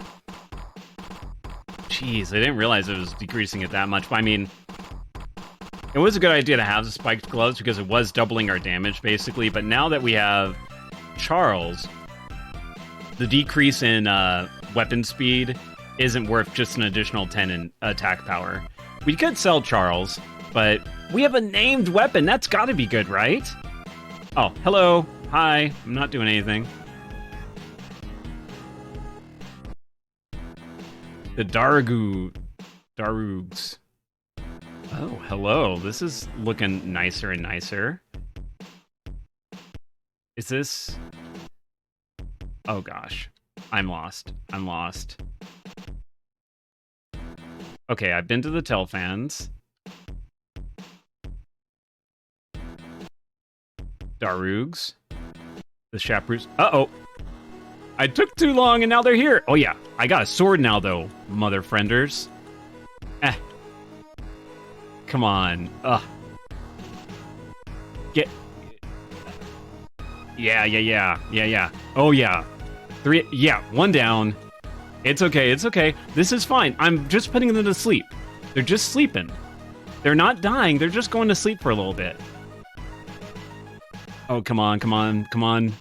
No. It doesn't end like this. Not like this. Get down. Boom. Yeah. so let's exit there. Okay, yeah, the chaperoos. All right, and we'll just wait for the guards this time.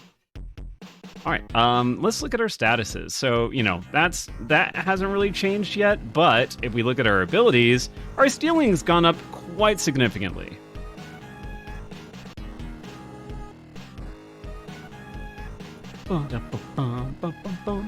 Hey, friend guard, I know you're coming down the street here, but I'm doing nothing here.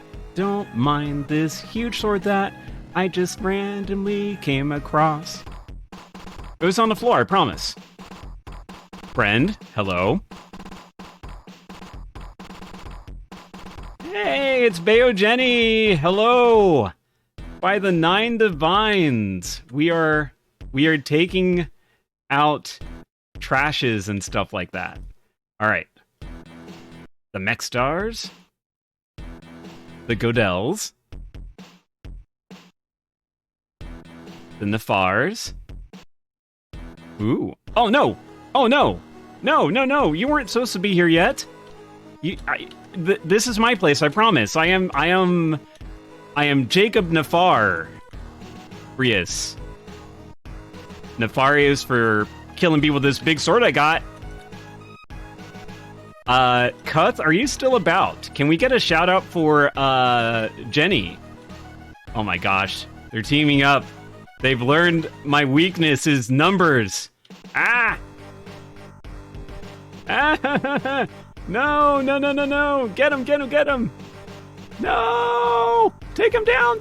Win one fight. Oh well. So I'm definitely not ready for fights yet. Alright, and I think this was the only place that had, yeah. The Kells. Let's steal them gems. When you tried to make away with the loot, a trap got you. Maybe you should have listened to your mother when she begged you to become a busboy at McDonald's. Oh dear.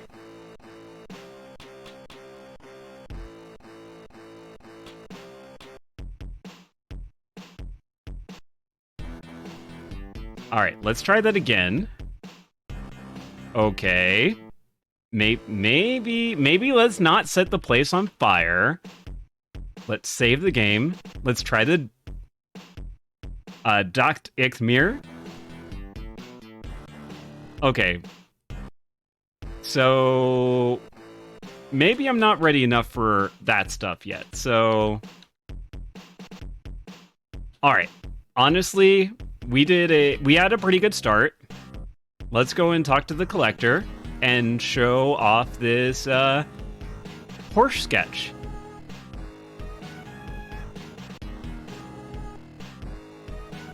Oh, thank you. I've wanted one of those for the longest time. Here's some money for your trouble.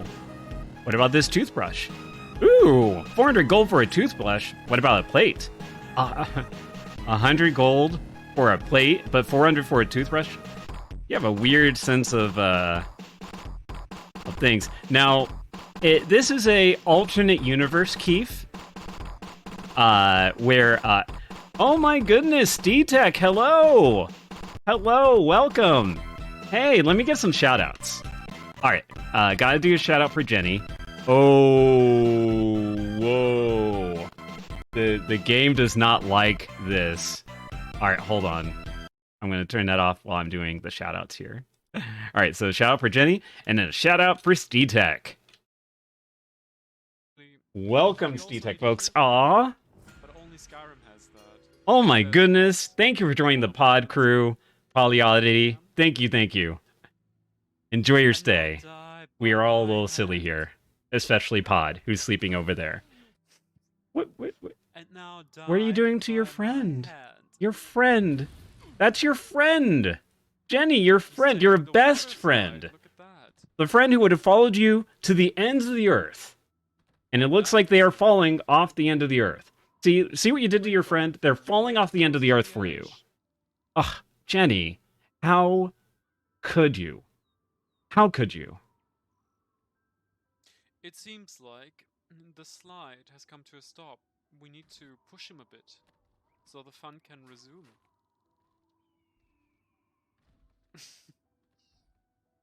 Oh no. Oh no, indeed. Apparently, those 4 screenshots represent the whole game. Oh god. The Flintstones? Yabba dabba doo, it's the weekend and Fred Flintstone returns home from work very excited about the Bedrock Super Bowl final tonight. As he arrives home, Wilma reminds him of his promise to paint the living room before her mother arrives on Sunday. The old mother-in-law gag. Flintstones? Yes, I imagine so. You're a better sir than me. Holy moly. I'm sorry you had to go through it. Or were you just looking at it, or did you actually play it? I'm sure it is. Okay, now. I hope you didn't actually play it. I'm sorry if you did.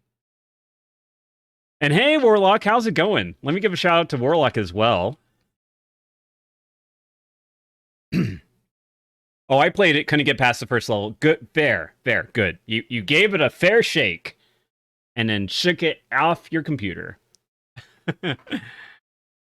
But yeah. Jenny, it seems like this clip always wins the race. We did not appreciate the fan's presence. He had to perish. Oh, gosh. You had a fun stream today as well? Awesome. Holy moly, all the raids coming in. Mac, the voice of Twitch himself. Hello, Mac. How are you doing? Gotta give a shout out to Mac. And if you have not had the pleasure of dropping by one of Mac's streams, well, let me show you why you should. This is Critter Island, I think, or something? And things are about to go wrong, if I remember right.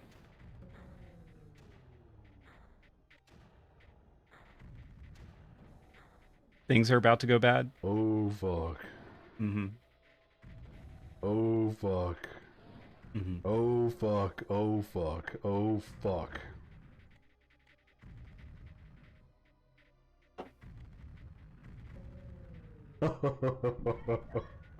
Oh, shit. Things did not go well that day. Oh, gosh. Yeah, I got a little bit too, Pod will give you some Bork Bows for that. Bork. Oh, speaking of which, yeah, talking about our alternate reality. Boop. What would happen if I sold the dog? What would happen if I sold dog? 200 gold for Pod? No, you don't you dare take Pod away from me. That was alternate universe, Keef. Obviously, we would never do such a thing. All right, let's get that music back going. It is going great. I'm playing a game from my childhood, which, yeah, if you think of a 9-year-old me playing this game, at least half the jokes and innuendos went so far over my head. So, yeah. Wait, 9, 10, 11... I don't know how old I was when I was playing this game. But anyways, we finally got our first bit of money. Let's celebrate. Let's get us our a Kahlua and creme.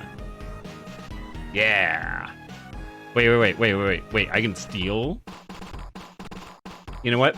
While I'm getting that Kahlua and creme, I'm going like,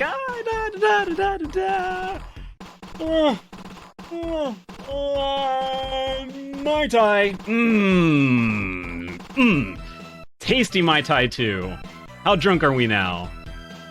We are getting there. We're getting there, but we are tired. We are so tired. We need to find a place to sleep. And we'll just sleep in the bar. Yeah, and we got a little bit more sobriety back. All right, let's go talk to our friend here. We definitely need some lockpicks. We definitely need a grappling hook. Always could use some oil. Definitely some rope. Flint and steel. And yeah. And then we can show him stuff too. And we might get some money from him too, but bar sleeping hitting a bit too close to home. Oh no! I mean, at least I slept in the fancy bar. I did not sleep in this bar. Oh crap! Oh crap! Oh! Alright, well I just slashed someone up with my thing. Oh no! Oh no, I must murder this zombie dog on behalf of Pod. You're dead. And Smashed Priest, get wrecked. You've successfully vanquished all your foes and now entitled to a little bit of booty. Dang straight. Yeah, at least I didn't go to sleep in this bar. Let's see. A death drink? I don't think I want a death drink from you, but I will take a good meal. I am a little hungry. Alright.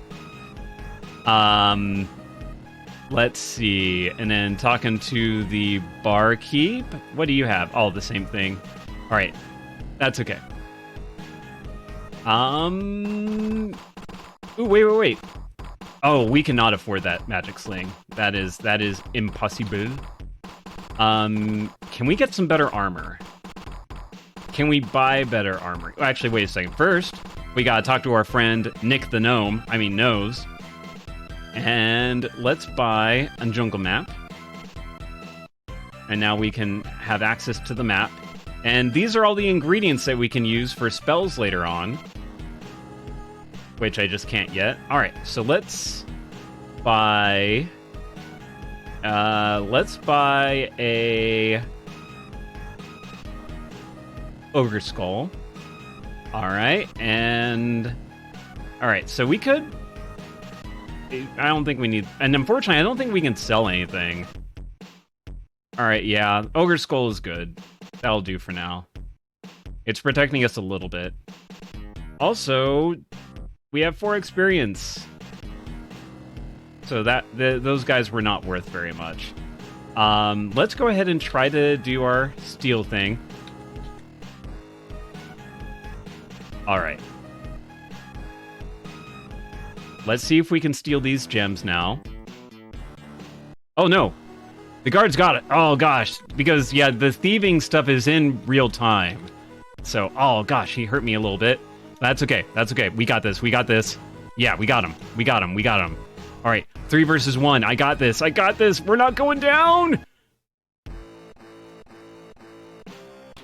We went down.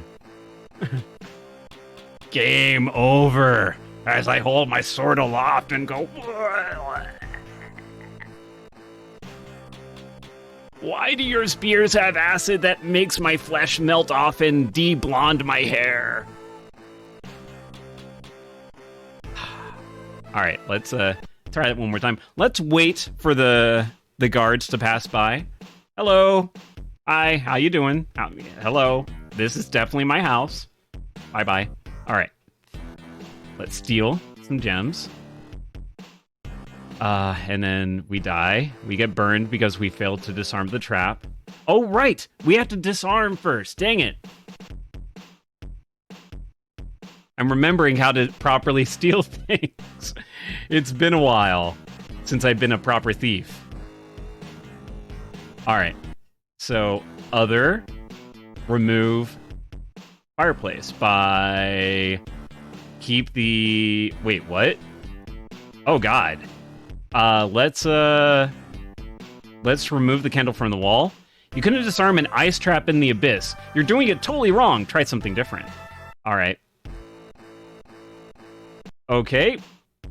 So we gotta remove a trap. If anyone has any suggestions, please let me know. Keep the teapot from... Nope, not the teapot. As we... At least, you know what? I am getting a little bit of gratification that we are burning this guy's place up. Put out the candles? Nope.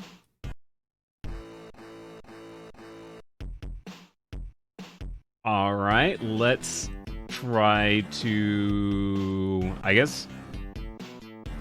brush embers back into the fire. I will... Oh, I think that's it. I think we got to brush it back into the fire. We'll try one more thing. We'll try one more thing. All right.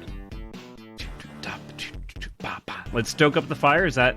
Yeah. All right. So we had the right thing. We got to brush the embers back into the fire, which should have been a clue. Like, the trap kept on being embers killing us. So yeah, let's try to do this. Brush embers back into the fire. I mean, that is fair. Our abilities of disarming things is only 17%. So it might take a couple tries.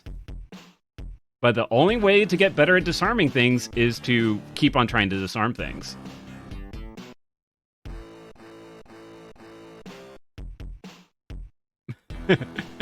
This isn't save scumming, it's just looking in the into alternate realities. Kind of like Doctor Who. Wait, not Doctor Who. Oh my god, I forgot the name of the doctor. Oh my god, I am failing. I am failing. Doctor Strange, there we go. Kind of like Doctor Strange. It's like, how many scenarios do we disarm this trap? I've looked into 4 million possibilities, and there's only one. And Keef's like, so there's a chance. So you're saying I got a shot. Oh, God. Okay, all right. You know what? Let's go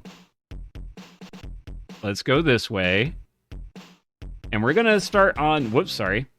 We're going to start on the other side of town and maybe learn some things along the way. Ooh, we'll steal that necklace. Give me the necklace. Give it to me. Yes.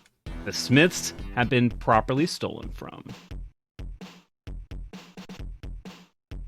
And I'm waiting until the guard comes around again. Come along, guard. I know you're there.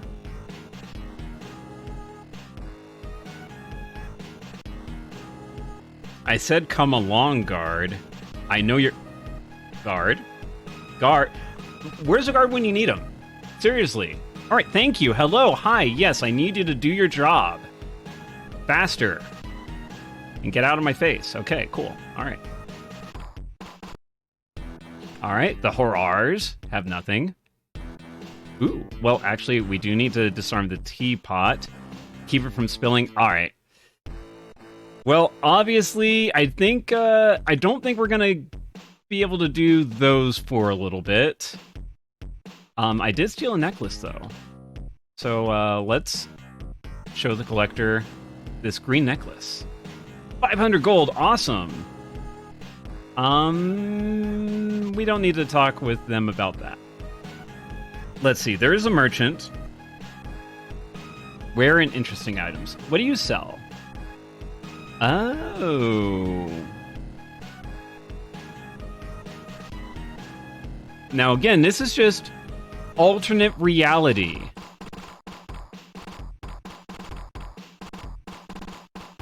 Yeah, so something I forgot is...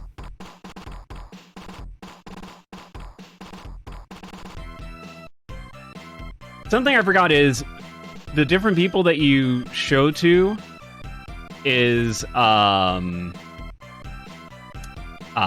you'll get different prices for them. So I could be min-maxing things, but I'm not that kind of thief. I'll do whatever. So let's go. It looks pretty strong. All right, let's see. I do need... Let me see. I think I need this scroll. Okay. I think I do. I might not, though. Let me see. Scroll of Unity. Oh, right. Yeah, I do. In order to mix things, I need the Scroll of Unity. And I think that's about it that I can do in the city safely. All right, let's go out. And we have a map now. So, this is the city, the main city. Let's wander out, see if we can kill some things and gain a little bit of experience. We'll sleep in the woods. Ooh, all right. There is... so we have a chicken that we just killed. We just killed an idiot swordsman. We killed some twitching bones, and then Oh, it's a wave of combat. Okay, all right. Look at that. Look at this guy. Bam! Got him. All right, and we have a chicken. We have a chicken incoming. Chicken incoming. And down. All right. You've successfully vanquished all of your foes and now entitled to a bit of booty. All right. Sweet. So, combat's a lot easier because I did get a named weapon that I stole. I mean, seriously, I love that you can, if you spend enough time, you can get the best stuff in the game immediately by stealing it. Like, seriously, like, when a thief goes, like, when you start a game, it's like, oh, I really wish I had that really high-end sword. It's like, then take it. If no one catches you, you got the best sword in the game. And now this isn't the best sword in the game, but it is going to make the first, like, half of the game so easy. At least fight-wise. Everything else is going to be a mother-friending business. Sometimes through the trees, you can just make out the Telroka River as it meanders its way towards Same Murkon. You're in a dense jungle. Strange noises assault you from all sides. A cloud of mosquitoes surrounds you. You remember why you never liked camping. Near the edge of the world. Deep in your bones, you know that the edge of the world is near. The fact that you think with your bones explains a lot. You turn away from the abyss before you get dizzy. And actually, of course, this is, we are all on top of a big turtle. That's the world that we're on. Also, something I like to do sometimes is lockpick set. Ah, dang it. Really? How do you... Dang it. You managed to break off a tree limb to use as a club. Why you want to do is a good question. I don't know either. I forget where you can use your lockpicks on yourself to train up your lockpicking skill. Alright, so we got Hoppin' Bones, sorta scary, a fright, and a floater. How bad are they? Not that bad. Oh, come on, we got you. We got you. Oh, you took 2 hits. 2 hits. Very impressive. Oh, come on. We got you. We got you. Oh, we hit her. The Hoppin' Bones. We got him. You successfully slaughtered all of your foes in a brutal outburst of senseless violence and have risen a level. Sweet. So, all of our stats went up. They were mostly, like, in the teens, but now we have a couple of 20s. What about our thieving skills? Our thieving skills, we just have to practice at. And that is unfortunate. Let's keep on wandering. Yeah, we'll wander here to get a few more levels. Well, not a few more, at least maybe one more. Alright. Oh gosh. Gremlin Knights are scary. Oh gosh. But I think we got another level. Yeah. Yeah, Gremlin Knights are worth a ton of experience. Alright, and yeah, our stats are slowly going up. We got some magic points. And unfortunately, we are officially unsobered. Or undrunk. Oh, we should look at the map. Ooh. Alright, let's go... When the jungle reaches the sea, it drops off in the form of a 100-foot tall cliff. Proceed at your own risk. Well, yes, I will. Oh, it won't let me, though. That's fine. A baby ogre. Holy moly. Okay, alright. Not the baby ogre. Oh my gosh, these things are doing a little bit of damage. When did I last save? Oh no. Oh no, please just die. Oh gosh. Holy moly. Alright. Okay, we're gonna do the... Oh god. Oh god. Okay. Woof. Let's save. Let's go back to town. Because I don't want to die. Let's look at the map. Alright, so we gotta go north into the west again. Ah! Alright, got one of you. got another of you. And yeah, you can actually also get like ranged weapons like a bow and stuff like that. So you can attack people from across the map and stuff like that. But north and to the west. West. All right, good. All right, we're here. Just let me in. Let me have a good room for the night. All right, cool. Yeah, our health is low, but you know what? We'll regenerate fairly okay, and we're still good on the food. But when something says death drink, why would you not drink that? All right, what did that do to us? Only 15% drunkenness. Give it to me.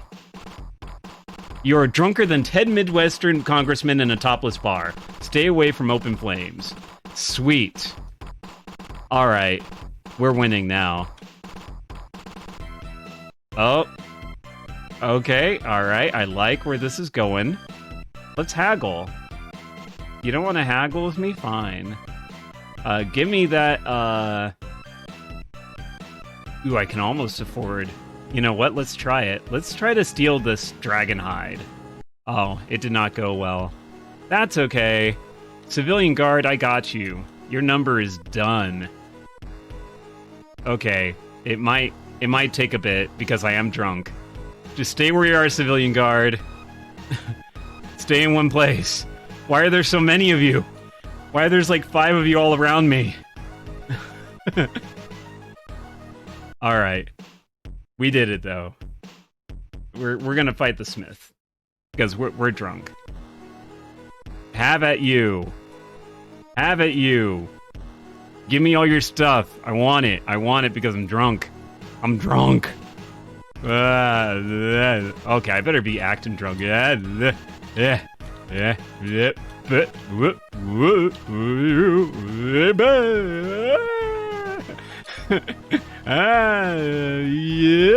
Oh gosh, this is not going well. Oh well. Just kill me, little Smith guy. I am not. This is not. Yeah. So that's what happens when you drink too much. You can't do anything. And I mean, that's what happens when you drink like 5 death drinks. It literally foretold my death. Literally foretold my death. All right. Let's see. Unfortunately, I have to, let's see. Buy from the bookstore. Let's haggle. Fine. Buy that sword book for 500. What is the sword book anyways?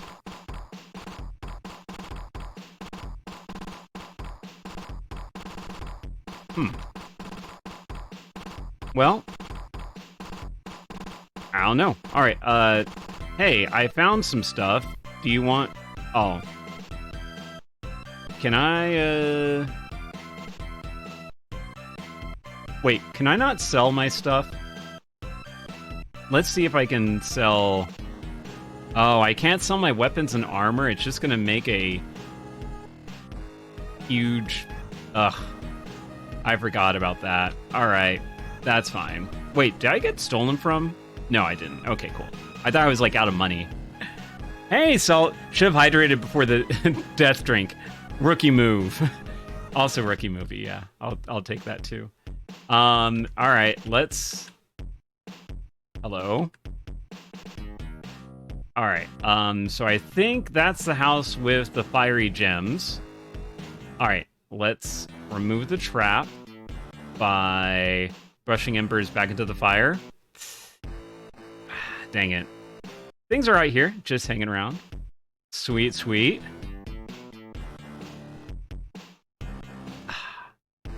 Dang it. We're gonna get those gems. We're gonna get those gems. By golly. We're gonna get them or die trying. Okay, we are gonna die trying quite a bit. But yes, oh, let me give you a little shout out here. Oh gosh, The game does not like me doing that. Hold on. Oh, hello. We got the coins here.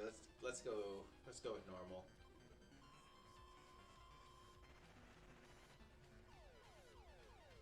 We're looking for the one-eyed monster.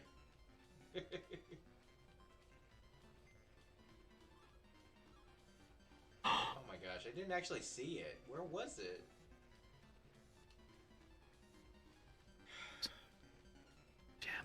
Alright, 1, 2, 3, 4.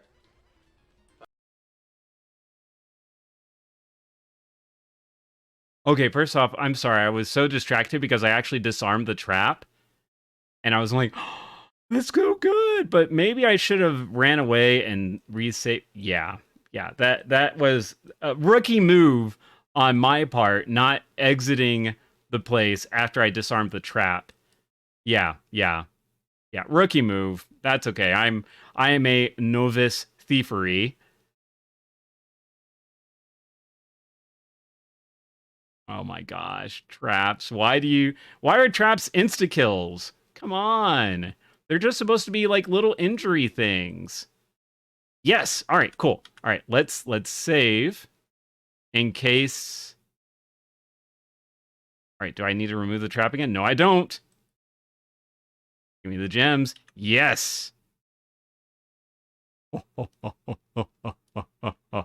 right, let's take a look at our abilities. Our disarming went up by 4%.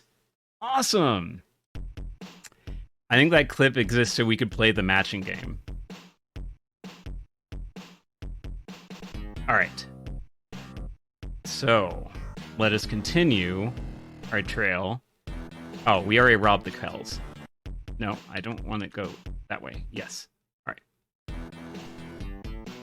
And the restaurants. Ooh. Oh, let's put out the candles. Okay, that was wrong. Okay, so I have to remove a trap by the candles. Remove the candle from the walls. Ooh. Obviously, I am not that good at removing candles from walls. I'm just trying to put the Kindle back. I'm just trying to put the Kindle back.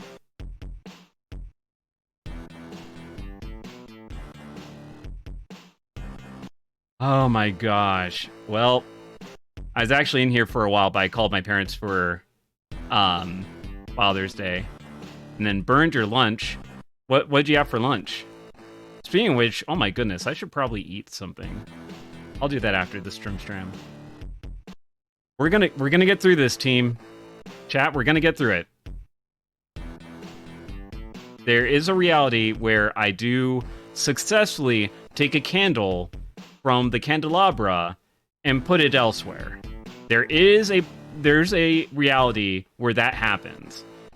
And I mean, this is a very dangerous task. I mean, have you ever tried to remove a lit candle from the wall? I bet not. I bet not. Because you would go like, I'm not that kind of thief. And I would say, I would agree with you. Yes, we did it. All right, leave. Save. All right, now we try to steal.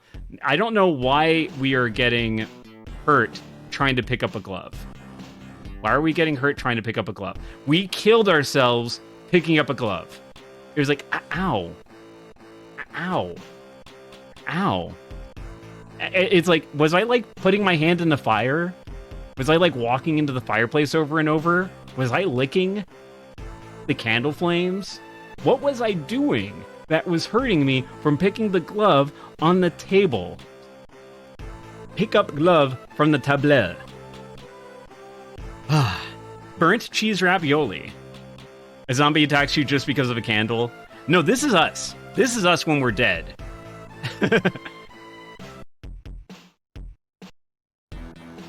All right, steal the glove. Yes.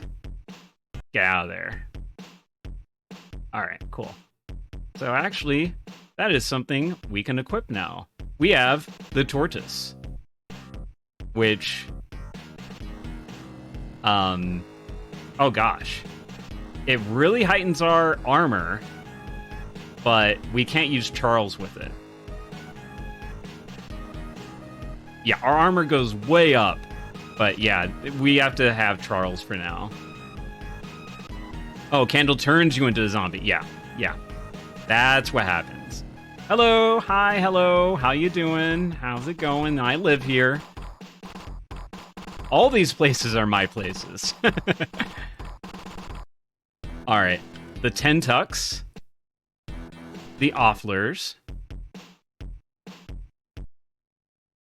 Ooh, the Make Tans. Yes, we did it. All right, let's go here. All right, let's keep it from spilling. Yes, and then we steal the Uh-oh. We got noticed. That's okay, though. I am prepared to end some people's days. Because I am not drunk this time. No siree or bobs. And, come on, take someone out, take someone out. Oh, goodness, we are getting overwhelmed. Come on, we got it. Oh, well. Maybe not.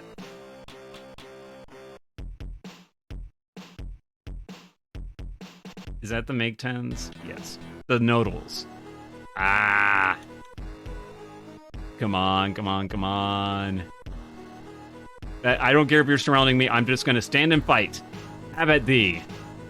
Have at thee. Okay, that's fine. Okay, cool. All right, so we'll wait until the carpet. Hello, hi. How's it going? Yep. Good. All right. Save the game, and then let's go disarm a teapot. Let's try to keep a teapot from spilling. See, teapots are dangerous. Teapots are deadly. Anyone who can use a teapot successfully without spilling it, you are a master thief. You could steal the globe. The world that we're standing on, you could steal that. That's how good of a thief you are, because you keep a teapot from spilling. Us, on the other hand, we're not that good.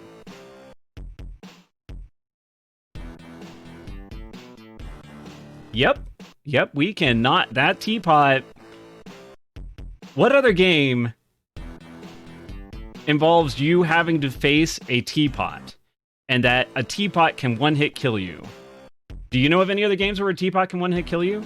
Maybe Cuphead? I don't know. I haven't played Cuphead, but seriously, what are games one-shot kill, one-hit kill from a teapot? The Nodell's teapot, it's murderous. Yes, we disarmed it. Okay, let's get out. Let's save. And let us steal the teapot. Let us steal the teapot. Yes. All right. So, all right, we have successfully stolen from all the houses in this place. And that has resulted in us having a 25% disarming ability, 38% stealing ability. We can increase our stealing ability a little bit more, though. You want to know how? I'll show you how.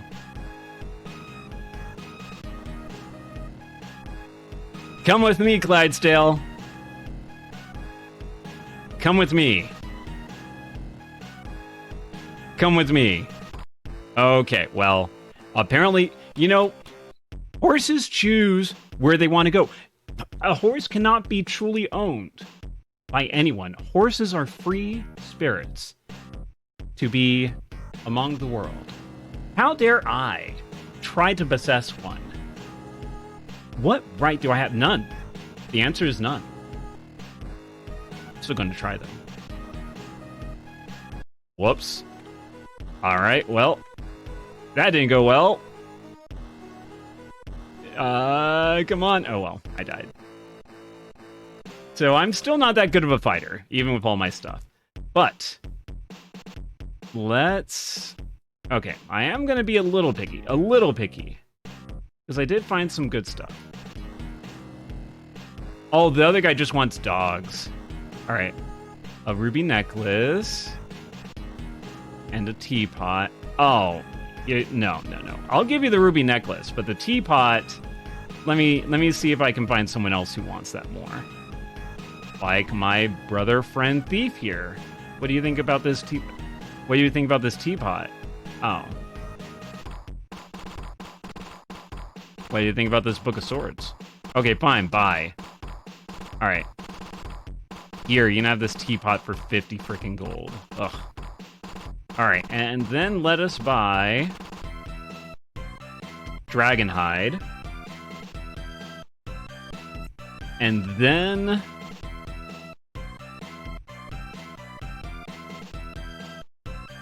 I don't know if a Bloodblade is two-handed or not, but you know what? Let's go ahead and get a Bloodblade. And by get, I mean steal, because it's ours. How dare we sustain a nasty wound by handling a Bloodblade? How dare? Sure, I could earn 80 gold pretty easily, but what's the fun in that? I'm actually going to go ahead and oh, I cannot load. Okay. All right. Yeah. And he kills me. All right, that's fine. But what's the fun in that? It's stealing time. It's stealing time. We got this. We got this. Okay, maybe not this time. But what we do have is fewer friends who will investigate us. Ew, gross goo. Gross goo attacked us as we tried to get in here. Let's go ahead and get a let's try to haggle. Yay! We haggled things down a little bit. I want a good night's sleep. There we go. Yeah, because our sleep levels were getting a little bad. And you know what? Actually, let's go back in. Can I get a good meal too? Thank you so much. All right. So yeah, we're feeling pretty good now. Now let's try to steal this Bloodblade. Yes! Excellent. Yeah. You know, of course I want to show off that I got a Bloodblade in front of the guy. Alright, so that's two-handed. Alright. Alright, well, you know, he's trying to make a living and stuff like that, so I won't, you know, steal everything. What is a Whirling Death? I don't know what a Whirling Death is, but I gotta have it. It is two-handed. Okay, well, I don't have to have it that bad. Alright, can we haggle? Ooh! Yeah, we can!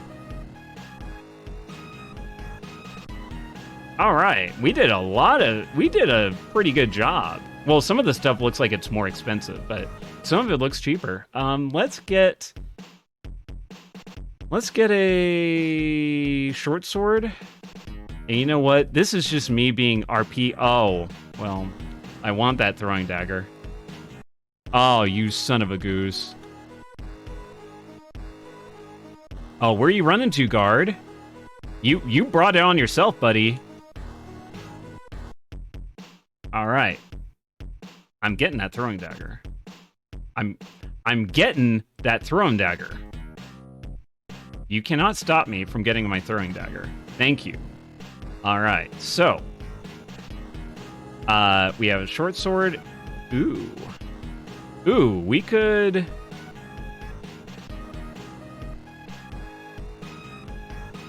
Ooh, I wonder if we can do this. Ah, boo. We can't. Oh, that's fine. All right, so we have the tortoise. And yeah, so that's a good... Let me see. I want to unequip that. So that's 10 and 50, but... Oh, sorry. So 10 and 50, but... Let's take a look at our status. Or no, is it abilities, maybe? Yeah. So we have a 12-foot range weapon. So it can go a couple spaces away. Whereas this, I think it's just 6 feet, right? Whoops. Wrong screen. Yeah, so this is just adjacent. So you know what? Let's go ahead and be... We'll be that kind of thief. We'll have the throwing dagger. Yeah. I'm feeling good. I'm feeling good about ourselves. We've increased our stealing abilities. We're able to disarm stuff. All right, so this would be about the point where I would switch over to our next game, Journey. It is it's kind of a choose your own adventure type game, a text adventure. Well, it's like a graphical text adventure, kind of in this style, but it's much more like, it takes itself a little bit more seriously. But I am having a lot of fun with this. So, you know what? A text adventure with yeah, I know. I don't know what I'm thinking. I need some more caffeine anyway. So, what I think I'm gonna do, I'm gonna stop Keef the Thief for now. I'm gonna start up some Journey, but Finets! Hey! Hello! Hi, everybody! How's it going? I gotta give a shout out here. And the game is acting all crazy, like, why are you doing things? Oh, goodness. I don't know why. I need to see if I can refresh my my shout out thing, because it's doing all the same clips over and over, it seems like. So I gotta see if there's a way to redo those and stuff. Oh, no, I'm trapped. Oh, fuck, I'm trapped. Yeah, that's what you get, Mario, when you try to jump up buildings. Oh, you just have one clip? Oh, okay. Well, get more clips, buddy. Hey, everybody. I was literally about to stop Keef the Thief. I think I'm going to turn this into a long play. I've been having a lot of fun with it. It definitely is. The humor is... It depends on what your kind of feelings are about that sort of stuff. But I love it. It's very tongue-cheeky. I just finished stealing a whole bunch of stuff, including some named weapons. I got a couple levels. I'm doing a little bit better in the thieving type stuff. And I have some money, right? I have some money?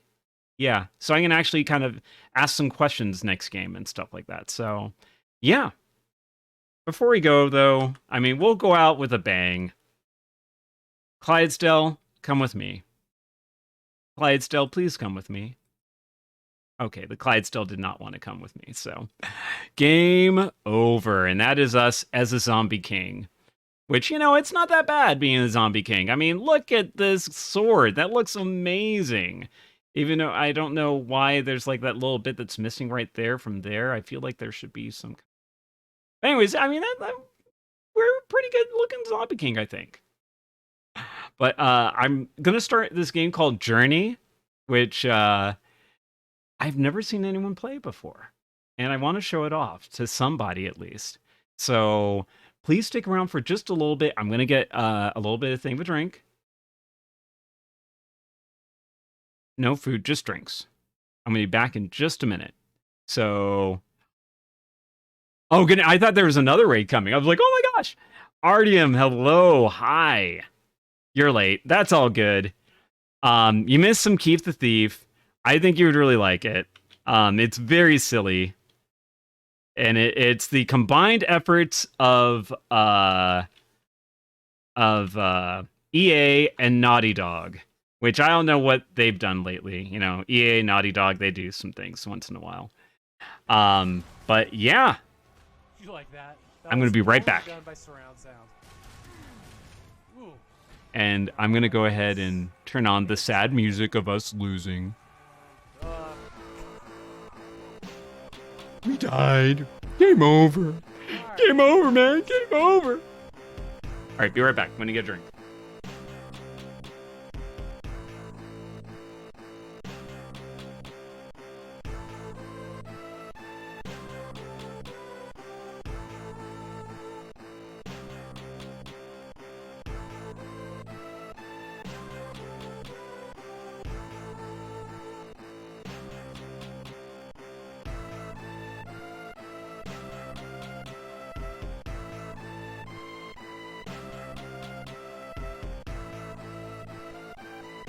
I'm going to be enjoying some sweet fuki and sweet plum wine. Or sweet plum sake. Wine, I guess. I don't know. It's the only type of sake I can actually drink, because all the other types make me die. In fact, that's how most wines and champagnes make me feel. Like, seriously, this plum fuki sake, like, it's... like, seriously, if I'm not careful, this bottle would be gone in a day. I just do it for special occasions. Like with a video game pizza, hello! Hey! Let me give you a good old shout out, and I'm just gonna go ahead and just... Enough of the sad stuff there. Gotta do a shout out to video game pizza. Boom, boom. It is so good. Stupid, but it's basically that, yeah. But I think I could make more lyrics to that, you know, like the soup is nice, eat it twice. The soup is gonna roll the dice. The soup is good. The soup is poop. The soup is gonna... I don't know. Okay. Also, Pod ran away into the other room. Like, I think he wanted to get a bit of sun. more like there, I made like what do you call that? Please, while you're working. All right, everyone. Cheers to Sunday. Cheers to Father's Day. Be you a father, a son, a daughter, a mother, a cousin, your aunt, your grandparents, whatever. Just cheers. Cheers to life. And not fumbling and sustaining rather nasty owies to teapots that one-hit kill you. Seriously. Does anyone know of a game that a teapot can kill you in a single hit? Please, I'm all ears. All right, let me go ahead and reset this up for Journey. The game, not the band. I wish so, though. We can dream, right? All right.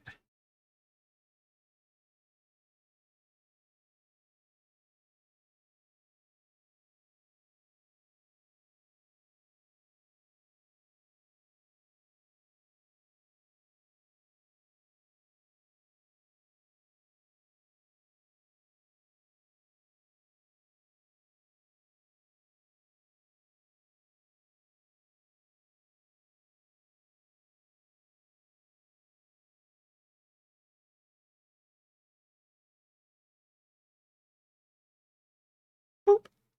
Beep bop boot to boot to doop bop beep bop.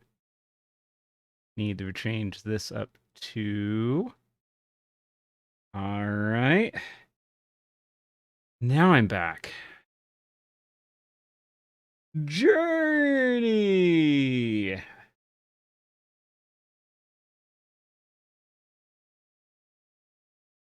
Oh no. Oh no. Okay. No. No, this is... Nope. What are you doing, game? Okay. Sorry. I think maybe there was something. And by maybe, I think definitely. All right, let's try to... Oh my goodness.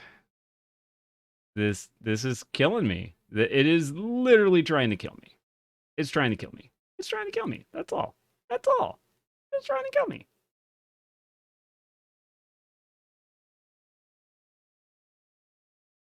All right. Let's try this. This is wrong, by the way. What's wrong?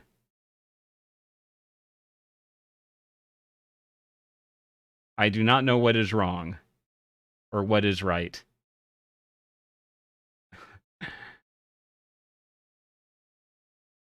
The thing you are knowing about. Oh. Well, hopefully this works better. All right, Journey, one more time without the oops. Please load appropriately. Thank you, game. Journey Part 1, aka the only one of the Golden Age trilogy. At least that I could find. By Infocom. We know Infocom, right? Infocom's good folks. Alright, let's go into the story. Alright. It was a golden age, or so it now seems. And there are but a few who can recall those years, and fewer still who would not tremble to speak of what followed. But we were younger then, and less wise. It seems strange now to think that we had never set foot outside our village when we were called upon to take part in a great adventure, that fateful journey which changed our world forever. So, what is our background? Well, our story began nearly 5 years ago, at the time of the first crop failures. These things happen, of course, once in a while, but by the 3rd year, we knew something was badly amiss. And then, in the 4th year of our despair, the water too failed us. Not all at once, mind you, but by the 5th year, there were only a few folks whose water was not foul-tasting and disease-ridden. Many moved away into the North Country, but in fact, neither had our neighbors been spared. The spreading pestilence. Hope was fading as the summer of that fateful year approached, and with no respite in blah blah blah blah, blah sight, it was decided to seek aid beyond our borders from a powerful wizard who was said to live atop the distant Sunrise Mountain. And so a party of 4 departed, headed by the elder blacksmith Garlemon, and they were never seen again. But as winter reached its icy hand towards us, another group was formed with the same slim hope of finding answers to our desperate situation. Burgon, the carpenter, was chosen to lead the party, and Burgon chose Praxix, the local wizard, and Escher, a learned but irritable physician, to join him. And the group chose me, Tag, apprentice food merchant, to watch the supplies and to keep a diary of our journey, which, by the fortunes of the good earth, I recount for you now. I like this backstory. I like that it's just a village, and it's like you don't have like the grand heroes and stuff like that. It's like, all right, who would make sense to go on an adventure? It's like, well, you need someone who's like good, skilled with like, you know, if you have a wagon, you don't need a warrior to lead it. Like you need someone to, you know, be able to fix the wagon so you can keep on moving all the stuff with you. And then, you know, if there's a magical world, yes, a wizard who can, you know, cast and deflect stuff, that'd be nice to have. And then, of course, a doctor in case people get sick or trip and break a bone. Yeah, you need someone to fix up, but like a food, like you need someone to be able to cook the food. I mean, or a hunter maybe. But yeah, it's like with what we got, food merchant, because probably the first group took all the best people, obviously. It's like you want to have your best shot to go out and save your village. And, you know, the B team, us, I mean, you know, it's not that we're bad. It's just, you know, we weren't first pick. We're second pick. And that's okay. All right. So that's our background. Do we want to change names? Oh, the party's name. No, we're not going to change our name. We are going to be Tag. We are Tag. Right? That's what I just did. Sorry,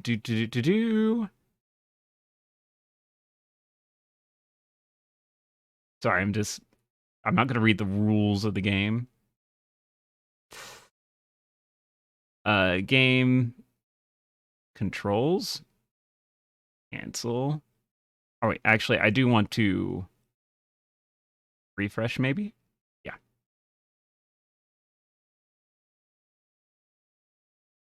Dang it, I don't want to... Okay, I'm gonna restart.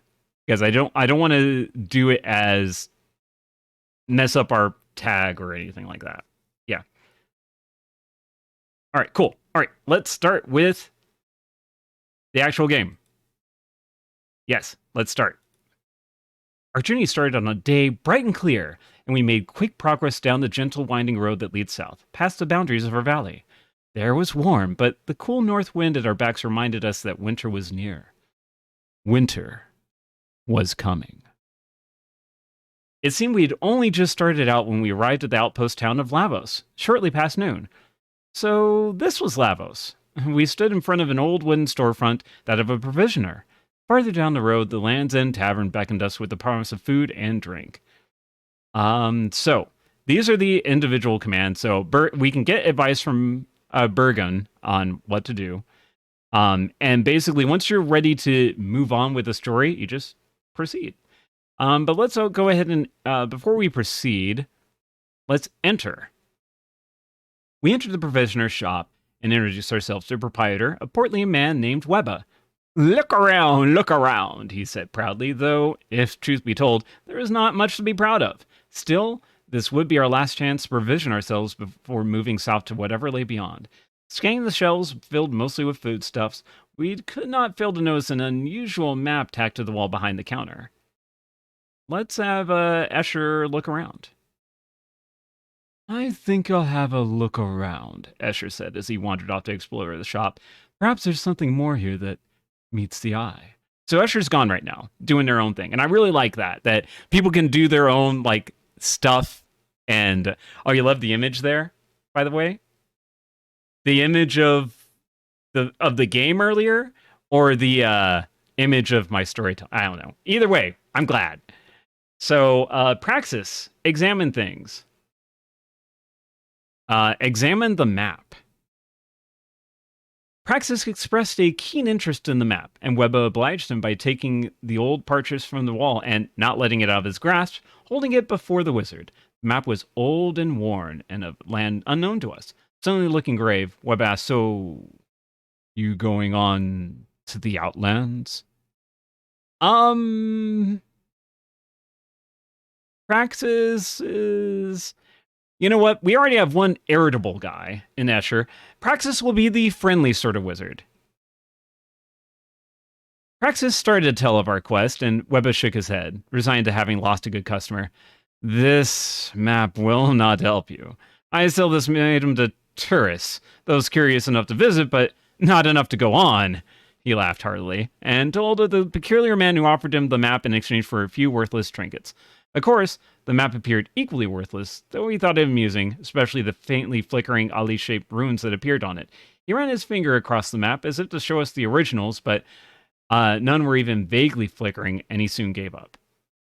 The old man looked harmless enough, the shopkeeper continued, so I bought it, but the map seemed awfully plain, if you know what I mean, so I added some runes of my own. Thought it looked more official that way. But if I were trying to find my way somewhere, I'd sooner trust my brother's blind mule than this map. Alright, let's take a look at our inventory. I checked our provisions at that point and found, in addition to the basic necessities of food and shelter, a rope. Let's buy. Let's buy food. I selected the most appetizing of the dry foodstuffs and placed them in my pack. At least we wouldn't be worrying about food for a few weeks, which was longer than we hoped to be gone. Alright, let's examine the pouch. Oh, I should have had him examine the food. Maybe he could say something like, oh, you don't want all this food stuff. Oh, well.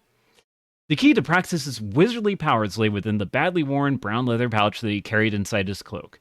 This pouch contained his entire stock of magical essences, with whose help it was possible to conjure up a variety of magical spells. But these essences were in very limited supply, and one cannot be too harsh on Praxis for the frequency with which he would assess the quantities of those he had in his possession. He did so now, taking out his pouch and finding a large amount of air essence, enough for 7 or 8 spells, and a large amount of earth essence, enough for nearly 10 spells. Okay. So... Let's see, do we want to sell anything? No, never sell your rope. Do we really want to buy the map, though? You know what? Tag is curious, and we'll buy the map. Not knowing if it would ever be of use to us, we nevertheless decided to buy the strange map. Just then, Escher, having concluded his survey of the shop, wandered back into our midst and stared blankly at the parchment. Rivers, forests, and mountains, he said sourly, glancing at the map as I stowed it away in my pack. Why, this place could be anywhere. Yes, answered Praxis, and I fear that is precisely where we're heading. All right, let's exit. Leaving Web as we returned to the road. Ahead of us was Land's End Tavern, and the raucous sounds of music and laughter could be heard even from where we stood. Let us proceed. Or is there anything you want to examine? Nope. Let's proceed then. We cancel, and then we proceed. We walked down the dusty road, stopping at the door of the tavern. As we stood there, an unsavory-looking man, approaching from the far end of town, brushed past us and entered. Sure, we'll go in the tavern. Perhaps for refreshment, perhaps for news from abroad, or perhaps just to relax once more before moving on. We entered the Land's End Tavern. People of all kinds were there, mostly talking to, or shouting at, each other in small groups. Our entrance caused something of a stir, with most everyone stopping to take note. It took Escher just a few moments to become restless, and he soon slipped away from us to mingle with the crowd. Who knows, he said, all but disappearing into the tavern's smoke-filled air. I may even learn something useful. All right, yeah, Praxis, examine the customers. Praxis motioned towards a particularly dark corner of the tavern, where Escher was now conversing with someone whose face was obscured in shadow. Perhaps we shall learn something of value from our friend Escher. What can we buy here? We shouldn't buy drinks. Oh. Sorry, I've been missing things. Airball, hello, welcome. Disembagulated Capricorn. I love your guesses. We are currently Amigaming. Thanks to Airball. How's it going? Unfortunately, that is not it, of course. As most of your guesses are wont to be. Get out. It's not me. That was Hairball. All right. Burgon has nothing of note at the moment. I guess we missed his get advice from him. Both of you leave. Monique, hey. Hey, Monique, can you give a shout out for Airball and Monique and a shout out for yourself? Because na, it's Monique.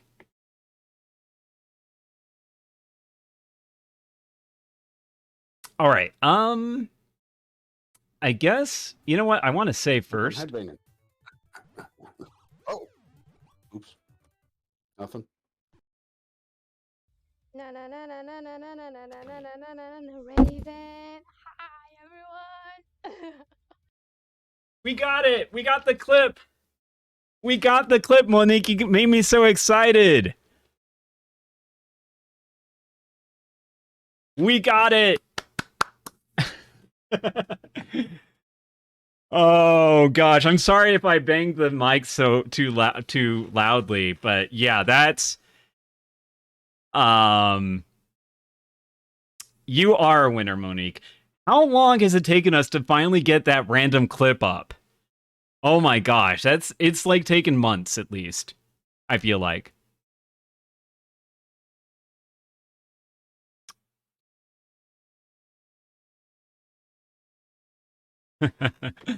Yay. High five, Monique.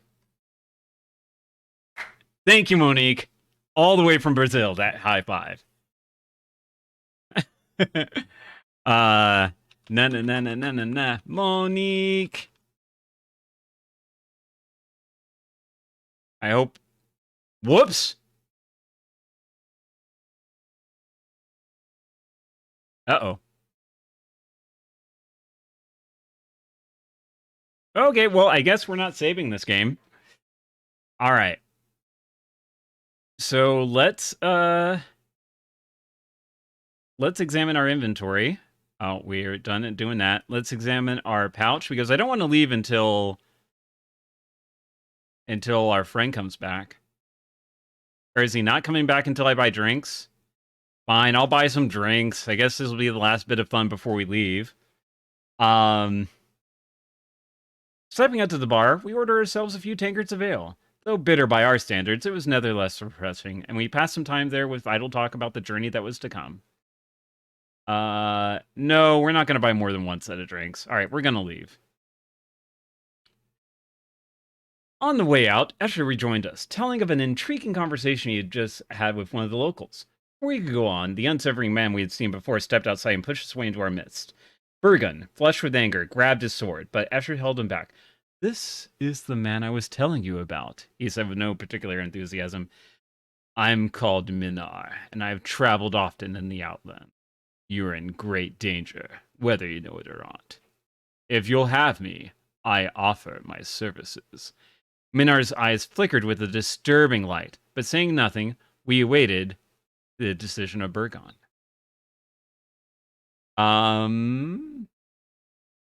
Let's do the get advice. None spoke, yet all frowned, if only a little, at the prospect of bringing this stranger into our group.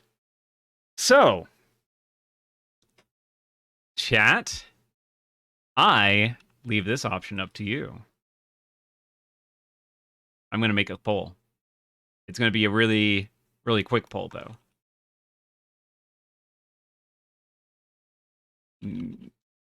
Does Minar join the journey?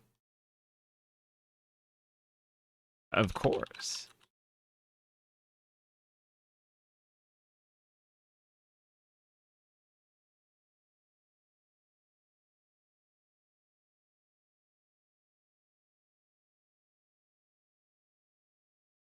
All right.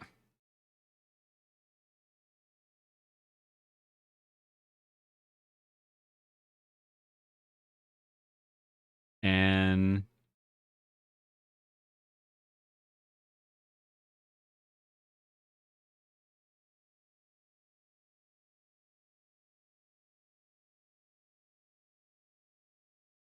all right, cool. Start the poll. We're going to let it run for... Oh, dang it. I meant to make it a minute, but oh well. All right, so does Minar join the journey? Your options are, he seems trustworthy. Or, no, you super sus. You super sus. Let me know what you all think. I will cue some music in the meantime. Let's see. Let's do some... Yeah.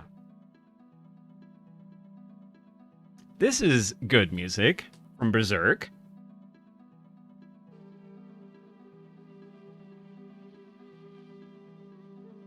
Big Game Pizza, your hair looks like the man's hair. Wow. Really? Oh, wait, I guess I haven't really seen your hair. You're always wearing a hat. Speaking of which, I need to find my hat. Hold on 1 sec. Golly, this sweet sake wine. My gosh. It's so good. I seriously could drink way too much of it.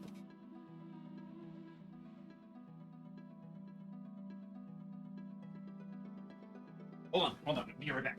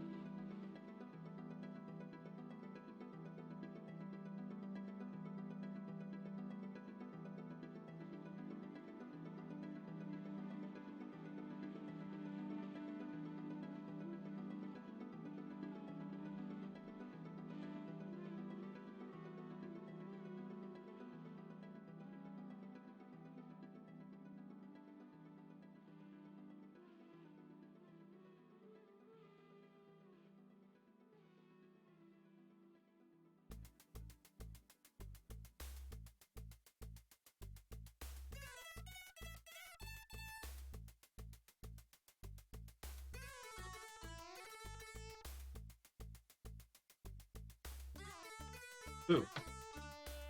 Oh my goodness. Why'd you tie it? Why you all have to be tires?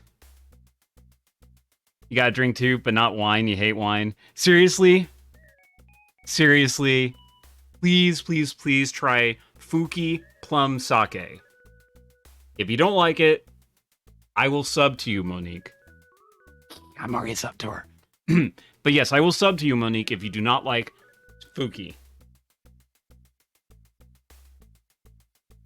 All right. Dang it. Well, actually, I am actually quite distressed because I cannot find the hat I was looking for, but I made mention of this a while ago. A hooded face shield. I super love this thing because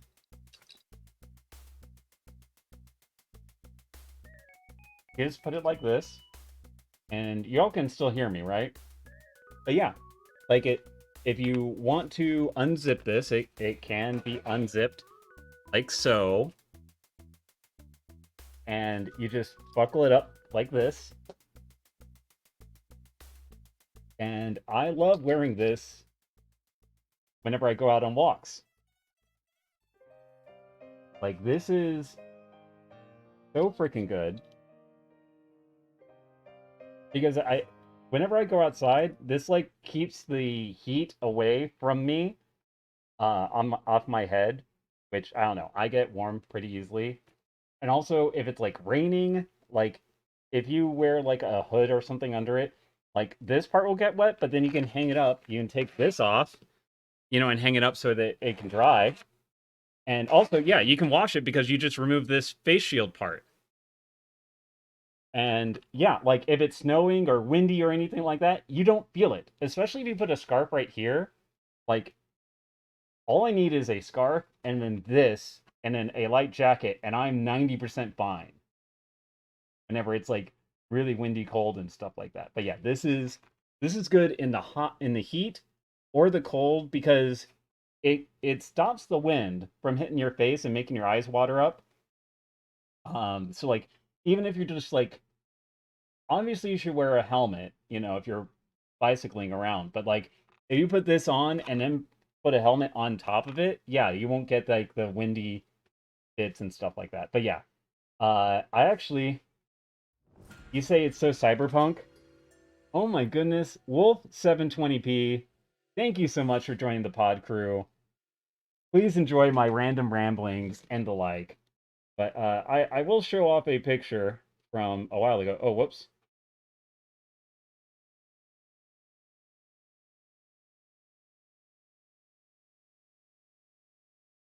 One second.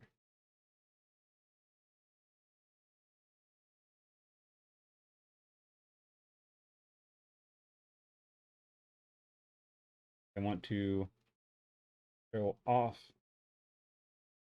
a picture. How do I go to me? Okay, yeah. Hold on just a second because this is... Okay, I mean, yeah, this is... This picture makes me only a little sad, but... Just, you know, it's like a little cyberpunky family, you know? Like, hello, how's it going? We're ready for the apocalypse, please. Yeah, it looks so badass when I'm wearing, like, the sunglasses. Like, if I'm wearing, like, I seriously look, like, ready for the apocalypse if I, like, put these on. Like, so, yo. What's up? I'm ready for the, post-apocalypse. And, yo, Wolf, just watching a movie, Stepfather 2, on cable. Stepfather 2, oh my gosh. Okay. Is that the movie with the guy from Coach? I forget his name, but is it that movie? Oh gosh. I should remember it. I can't though. Because I have a horrible memory. Anyways, yeah. This is my little yeah, that's the post-apocalypse thing. Alright, cool. Well, I'm done with that. And the hair, it's fine. I don't care. Never seen it. Hope it's good. Yeah. I hope you enjoy it. Is it a horror movie? Or is it just some movie? I feel like the Stepfather series was a horror movie, but maybe I'm misremembering. Okay, yeah. Then it's the one I'm thinking of. Okay. I don't know if it has the guy from Coach in it, but yeah.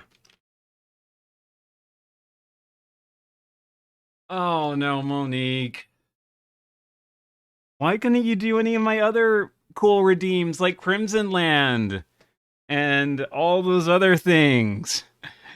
Yes, please give me a song some other time because I'm not drunk enough to sing right now.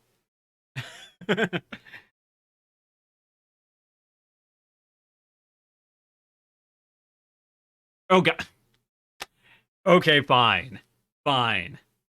All right, so this will be how we determine the tiebreaker. So hold on.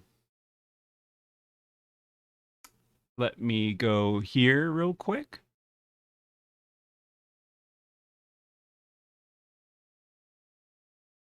All right, Video Game Pizza, this is for you. I think you'll really appreciate the music and stuff.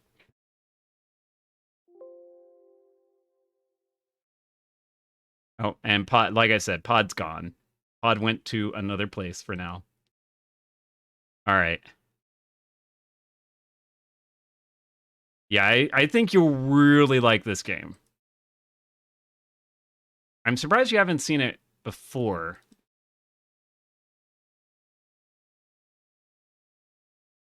All right.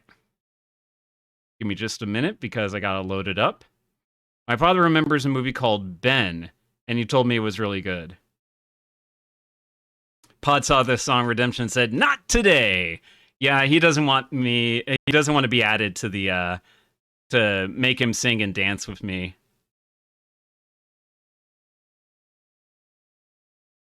Ben, jeez.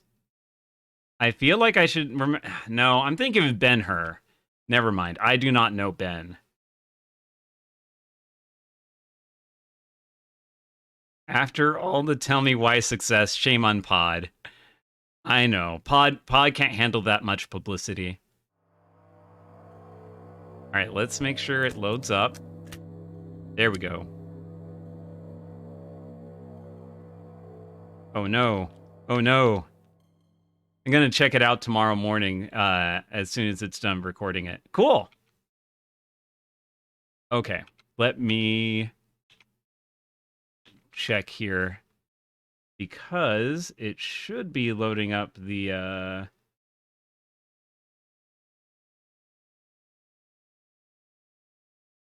joystick.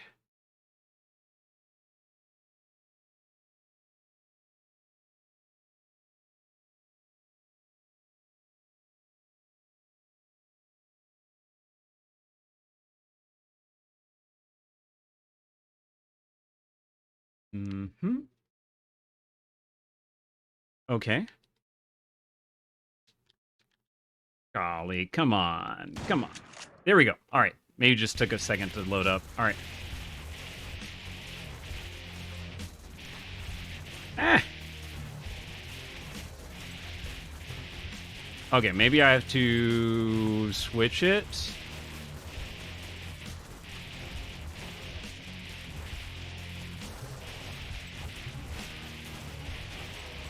No. Hold on 1 minute.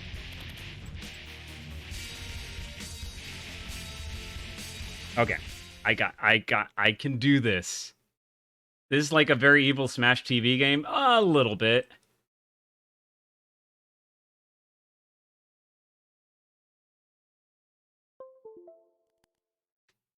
All right. Maybe I have to... Oh, wait. I think I know what I have to do. I think I did the things too soon. I have to turn it off and then turn it on now that the thing is up. Hold on.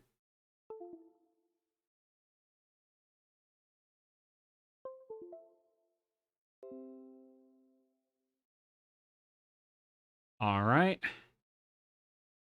Let's see if this will work now. There we go. All right, cool. All right.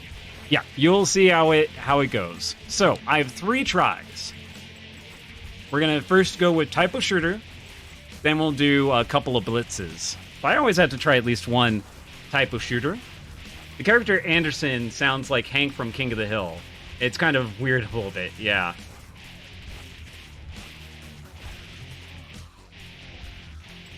All right, let's see how we do. I'm going to move this just a bit. On the nose. In the leg. With your mate. Through a gate. That I break. With Mary. On a road. To the king. With my boomscape. That I shot. From my cat. named Harry, who was a cook with Tom up high. No ice, just lambs with Bill. Onyx, I don't know why. Onyx sleeps quick. I said quick. I said quick with some snacks that I got quick from Chrome. Quickly, not quickly, just quick.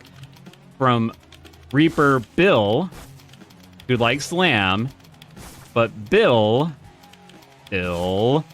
had cubes made from breaking bills. Bill die. Thank you. And then I stabbed the gate with a hand king that would not die until it slept. Until it slept. Until it slept. Until it slept like a cow that we called Pie. Through the door of light, light, light, light, that you reap like a reaper that breaks sleeps on a road to the gate of light. Of light that flies like a Jack Overson on the nose that flies the angry escape zone high that we would fly with stabbing spider cats like a nerd dog that is angry like a Zeta sleep from quick white cat. Dang it.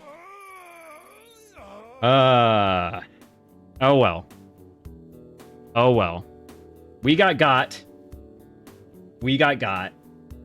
Sorry, I got distracted because I was just super. Yeah, that mode.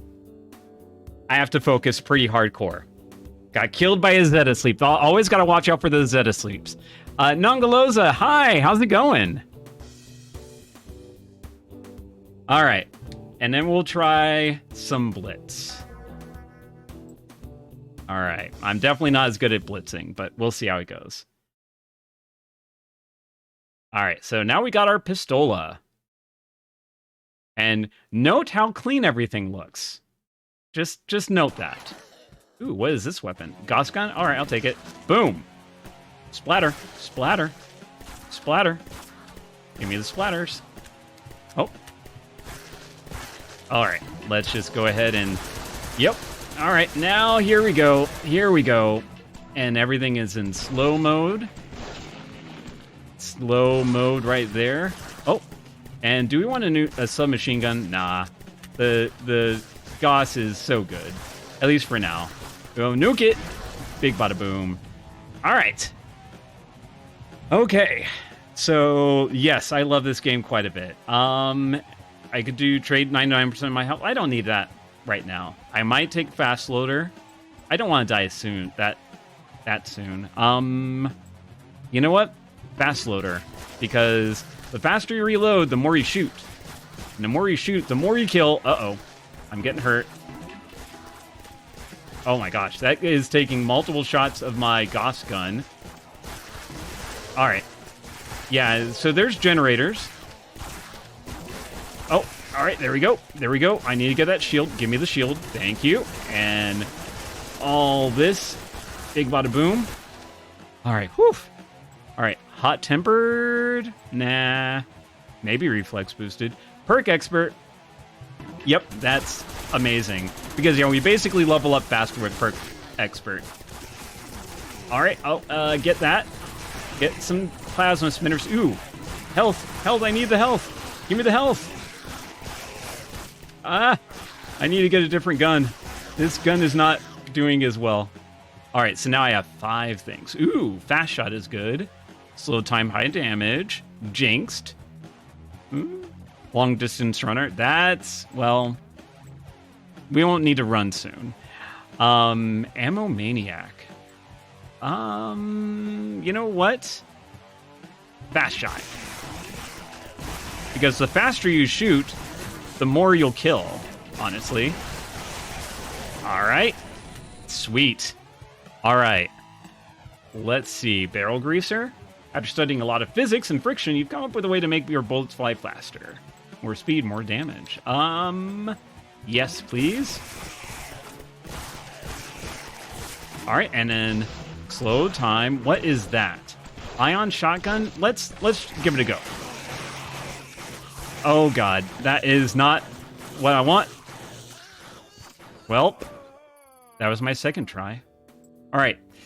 So, if I last longer than 3 minutes, we're gonna say no to Manar. That's the whole reason why I guess kind of starting this. So, if I don't last at least 3 minutes, Manar from Journey is going to come with us. So yeah, plasma minigun. Sure, I'll take it. And go.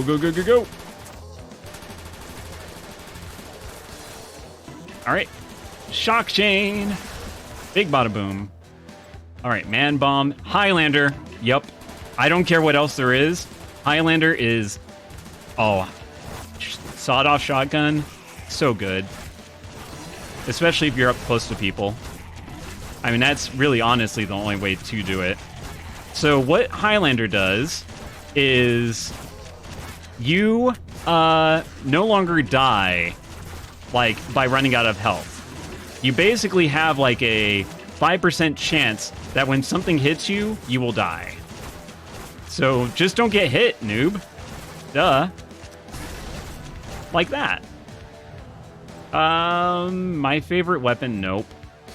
Uranium-filled bullets. Your bullets have a creamy uranium filling. Yummy! This is one we'll be needing to run from. I feel like I'd rage quit in here. Hey, Pern, how's it going? Monique, can we get a shout-out for Pern? How you doing, good sir? And there's no rage quitting. Now, there are two different modes to this. There is the, ooh, nuke it. Ooh, freeze it, please. Thank you. And then shock chain. Oh, yeah. Oh, yeah. But yeah, there's quest mode where you go to unlock different, perks and weapons and stuff like that. And I've done a lot of it, but I still have some weapons and perks I don't have unlocked yet. And you know what? Bonus economist. Longer power-ups means longer survival, right? Right? Oh, pulse gun is crap. Pulse gun is such crap. What I really want is... I mean, that's okay.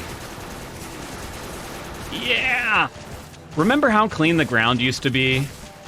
Those were the days, right? Eagle Eyes. Higher perspective. Perk Expert, I think, is going to be it. Yeah, Perk Expert, because leveling up more is really good. Oh, gosh. I don't want to be by the guy who's shooting things. Ah! No, I'm missing things. I'm missing the things I want to grab. All right. Nuke, nuke, nuke. Fire Cough is nice. Lean Mean XP machine is also good. Unstoppable would be good if we, we're invincible unless, we miss on that 5% hit chance. Let's have a Fire Cough. That's why you should always wear a mask, because sometimes you might cough.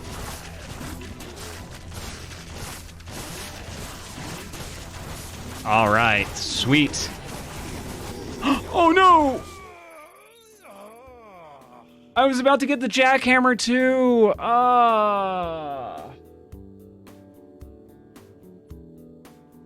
Well, I guess Minar's joining our party.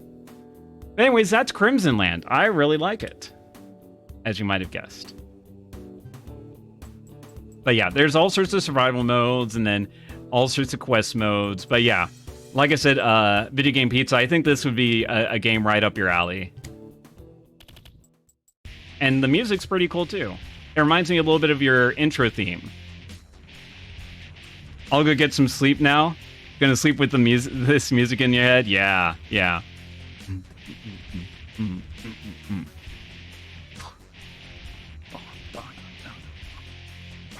All right, cool. All right, but yeah. Thanks for hanging out, Video Game Pizza. Yeah. It's a game I found on Home of the Underdogs from a long time ago. And it was an older version. It didn't have any of the extra perks or anything like that you see there. It was much less refined. But then they came out with a new version, I think in like 2011 or something like that. And that's the new version. I don't even know if you can get the old version anymore. They used to sell them as a bundle, but I don't know if you can get the old version anymore, and that kind of makes me sad. Excuse me. But yeah, take care, Video Game Pizza. Good night. All right, so we're back on the journey, and unfortunately, we're gonna accept. Bergen appeared trouble, but agreed to Minar's request. It is against the wishes of our elders, yet we know little of the world that lies beyond Lavos. We shall take the stranger. It was mid-afternoon when we left Lavos, heading south. The road, which soon narrowed to a simple footpath, wound its way down into a deep canyon, surrounded by sheer walls. After a short time, we found ourselves at a fork in the path. The left branch leading east along the foothills. And the right one continuing down the valley to the south. Both appeared desolate and poorly traveled. I wonder which path Garamon's party had taken, and how near they could have come to reaching Asterix. And then a cold, bone-dry wind rose from the north, filling me with dread. Let's get some advice from Bergen. Or Bergen asked for the group's advice, but only Minar spoke. If our goal's the Sunrise Mountain, he said, we should have better luck keeping to the left. Tell us a legend, Praxis. Of wizards. Out of curiosity, I asked Praxis about other wizards like himself.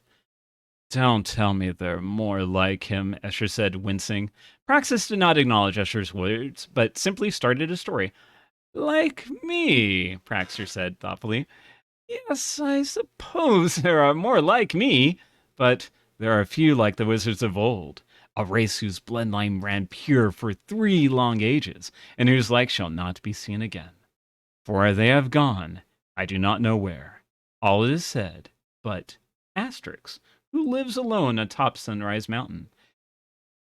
Oh, we have learned from the ancient texts and understand the essence of many things. Enough, anyway, to start a fire or rainstorm or shake the earth and cause the winds to blow, but much is forgotten or lost.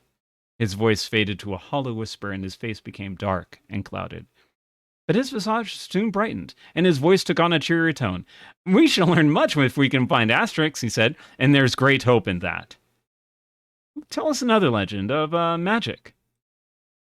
I have always been curious about the workings of magic, and I took this opportunity to ask Praxis about it. Well, he replied, that would be a long tale indeed. Then, smiling, he took out his pouch of magical powders and held them before my eyes. Each of the 2 was a different color, and each glowed faintly, almost imperceptibly.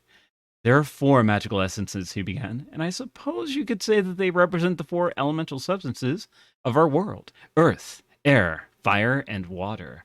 Alas, that I have only 2. The wizards have long understood the nature of essences and how 2 essences can be combined to produce effects that are now called magic. Sometimes, in fact, we add just a pinch of a 3rd essence to make a spell even more powerful. The wizards, with the help of the dwarves, mined the few places where pure essences could be found. Few of these places are now known, and none by me. Much lore and learning has been lost, and I'm but a distant relative of the wizards of old. But the spells I know are useful enough, and I hope they will serve us well. Here, he said, placing a mixture of air and earth essences in my hand, place some of these on your cloak. I did so, and soon I began to rise gently in the air. A short moment later, I descended to the solid ground. Good lad, he said. Perhaps someday you shall be an apprentice wizard yourself. But for now, go get some water and clean up your hands. I could not imagine what Praxis meant until I looked down at my fingers and saw they were covered with a burnt, fine green residue. It took a good deal of scrubbing, but I finally did remove the essences. And that was my first lesson in magic. Minar, Ghost Scout. Before Burgon asked Minar to scout out the paths before us, but Minar, sensing an insult, was initially disinclined to do so. I've no need to scout these paths, he said harshly, for I've traveled them many times. If we seek the Sunrise Mountain, our best path is to the left. But then Minar's voice softened. However, these are dangerous times, and we may have been followed. And with that, he quietly disappeared down the left-hand path. When he returned, he shook his head knowingly. It is as I have feared. Not long after I had left, I discovered this. He held up a shredded piece of clothing, similar to our own, stained heavily with dried blood. There's more. There are fresh tracks on the ground. 3 or 4, I would say. No doubt they are bandits, and they lie in wait for us. Also, sunset is near. We must hope to do better down the other path. All right, let's examine the map. As we stood, unsure of which way to proceed, I was asked by Praxic to bring out the map which we had bought at Reba's. Removing it from my pack, I unfolded it and handed it to him. His eyes darted from the map to our surroundings and back again to the map. Then he slowly shook his head in the negative. The map indicates both a river and mountain paths, and it would seem that this map refers to someplace else. Discouraged, I took back the map and returned it to my pack. All right, let's go to the right. Choosing the southern route, we descended through a steeply winding canyon. It was now late in the day, and we soon decided to stop for the night. All right, let's scout Minar. Minar was sent out to explore the area around us. What he found brought little cheer. A rock cairn, he said, leading us to a shaded spot beneath a grove of stately oaks.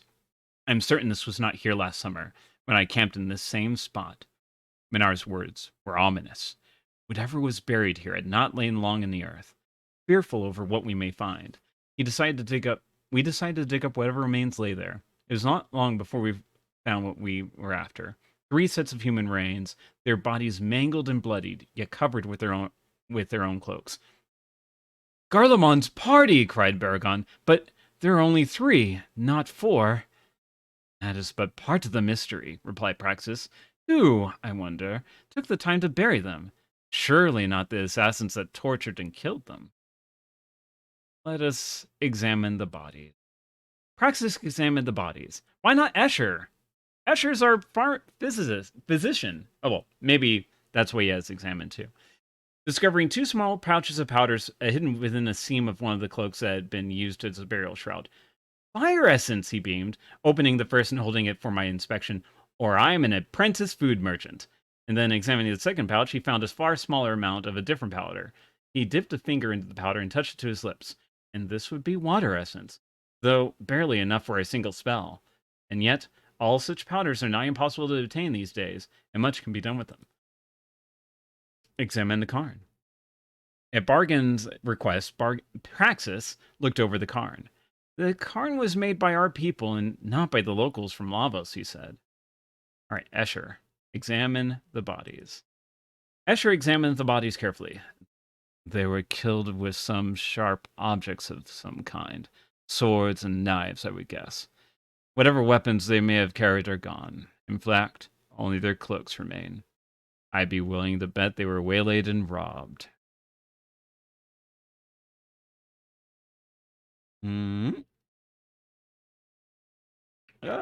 Let's not cast any of those spells. Let us proceed.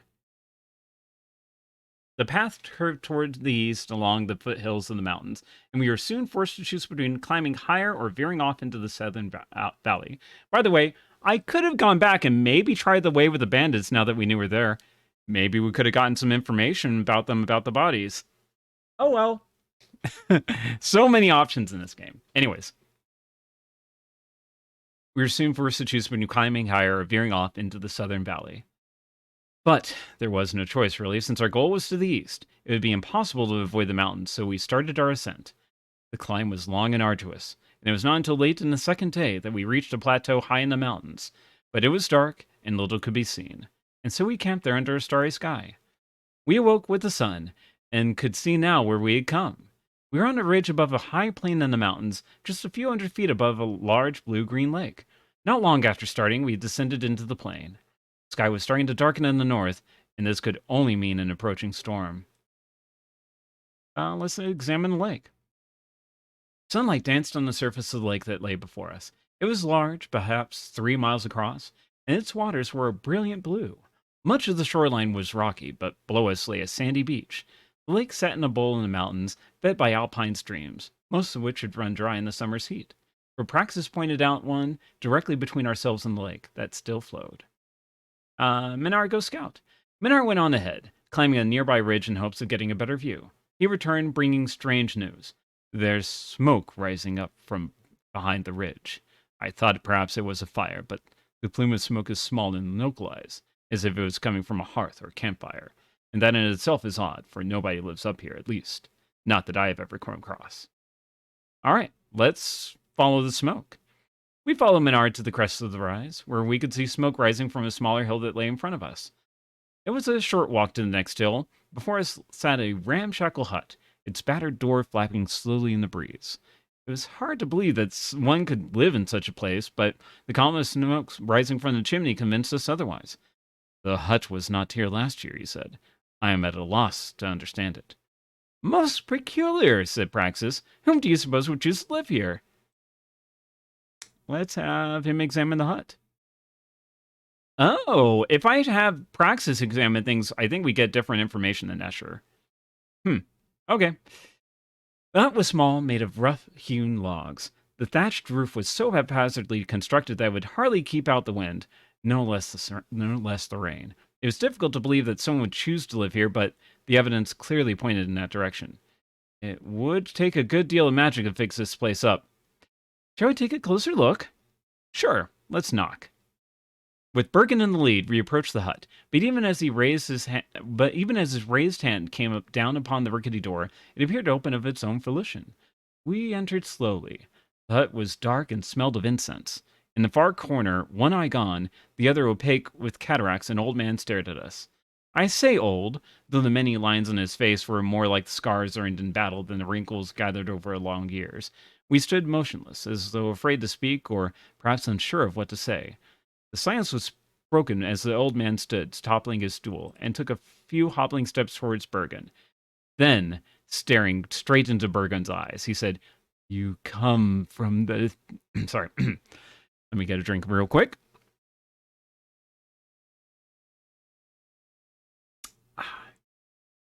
Then, staring straight into Bergen's eyes, he said, "You come from the far plains of Lavos, and you seek a great wizard." Raising a deformed finger, he hissed accusingly, "It is in your eyes." Bergen is no liar. We have journeyed from Lavos, as you say. We seek the wizard Asterix to seek his aid. Fools! There is no wizard. There's only the enemy. And he is strong. Too strong for the likes of you. And how do you know this? Bergen demanded. The hermit retreated to his stool and sat again in the corner. I know nothing, he said and sighed deeply. Minar will look around. Minar, meanwhile, had been discreetly eyeing the hut when he caught a glimpse of a broadsword lying behind the door. He picked it up and, still unseen, showed it to Bergen, who turned his back to examine it. A fine weapon, Bergen said, unsheathing the sword and holding it out to the hermit. The finest of its kind, forged in Hervish, judging by its style, and fashioned by a great craftsman. We thought it odd for Bergen to be ranting on about this undistinguished-looking weapon, but we were wholly unprepared for what followed. Garlemon, Bergen said warmly and reached out for the hermit, but the hermit spurned Bergen's hand. Yes, Garlemon, what of it? He scowled. You seek Asterix. I sought him also, and I see you've gotten further than I. So far, he lifted his cane and waved it at us menacingly. You're in great danger, all of you. You will die at his hand. You'll all die. Garlemon was mad. He stumbled backward, clutching a rotting table, and stared wildly at us. Leave me! Leave this place at once! Praxis will examine first. Oh, I guess not. I guess we'll leave. How did we not recognize Garlemon? I mean, I knew it was him. But still, how did they not recognize him? We shuffled out the hut, and Garlemon hobbled to the door as we made our way back to our path. Begone! He cried and threw a small leather bag at our feet. Perhaps this will help you where you're going. He started to cackle madly and began to chant in a sing-song fashion. The water that heals, the fire reveals the earth. He was babbling incoherently now, and soon slammed the door behind us. Curious as to what we had been given, I bent down and picked up the bag. The water that heals, the fire reveals. Okay. Because we did find one water essence, I believe, and several fire. So the water can heal us, and the fire can maybe reveal a secret path or something. He was a great man. The misfortune of his party a great load to bear, Bergen said. And we made our way in silence to the high plain. Escher examined things. Examined the bag. Escher looked in the bag, opened it, and sniffed its contents. Powders of some sort, I would guess, he said. Praxis snatched the bag from Escher and reached inside.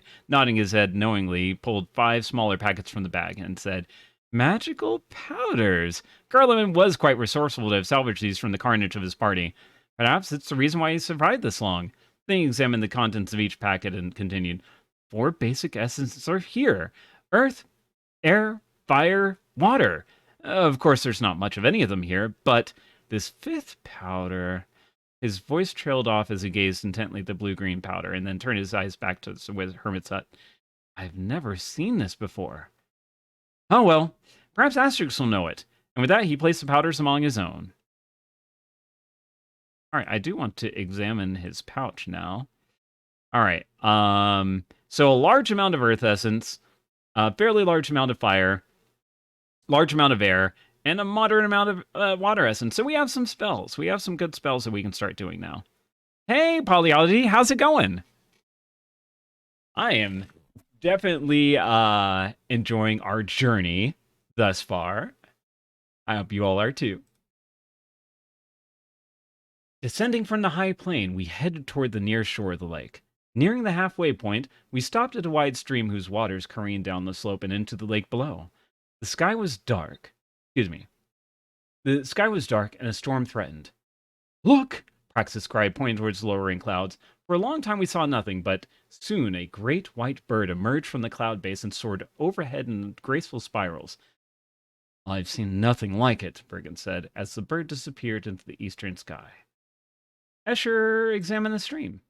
Escher just bent down and ran his fingers through the icy mountain waters. He was just about to stand when his eye caught a glimpse of a shiny golden object sitting in the stream bed. Rolling up his sleeve, he reached down for it, but failed to come up with anything. I would swear it was gold, Escher said as he stared intently into the waters. Now that would be something of value. It is possible, Bergen replied thoughtfully, that there is gold in these mountain waters, but I should think not.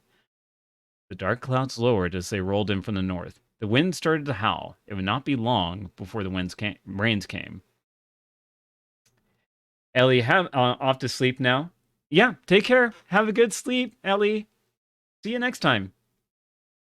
All right. Unsure of whether to press on or to search for more gold, Bergen gathered us together. Fear the storm that is to come, he said, and then asked the rest of us for our opinions. It is true we had not traveled here in search for gold, but gold is a rare and valuable commodity, and thus it's difficult to know whether it hurt to search just a little longer. Escher put it best. A little rain won't hurt, and neither would a little gold. Let's see. We could cast... Oh, sorry. I apologize. I'm getting a message.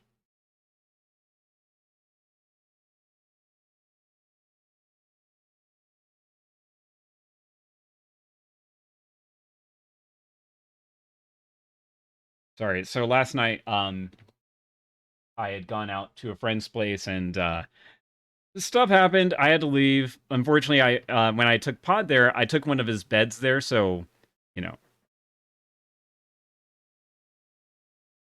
Oh, no worries. That's all good. Thank you, Jen. All right. I did not realize that they were already here. Anyway, so yeah. Pod, you might have heard some Bork Bow. I feel like maybe if I cast Wind, because I have quite a few essences, I think Wind can help maybe deter the rain, maybe? I don't know. Let's give it a go. Ah, okay. Praxis thought to cast the wind spell. Okay, cool. Thanks for letting us know. Let's find gold. We each scanned the stream for gold with little luck. The clouds, dark and heavy, began to rain down upon us. Look, said Bergon. Or sorry, that's not. Look, Bergon said, pointing at the chain lightning off to the north. Seconds later, the earth shook with the roar of thunder. It's not far now. Bergon was becoming increasingly concerned, but as earlier, the group was less inclined to leave this opportunity behind.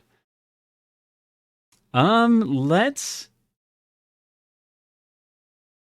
We are greedy.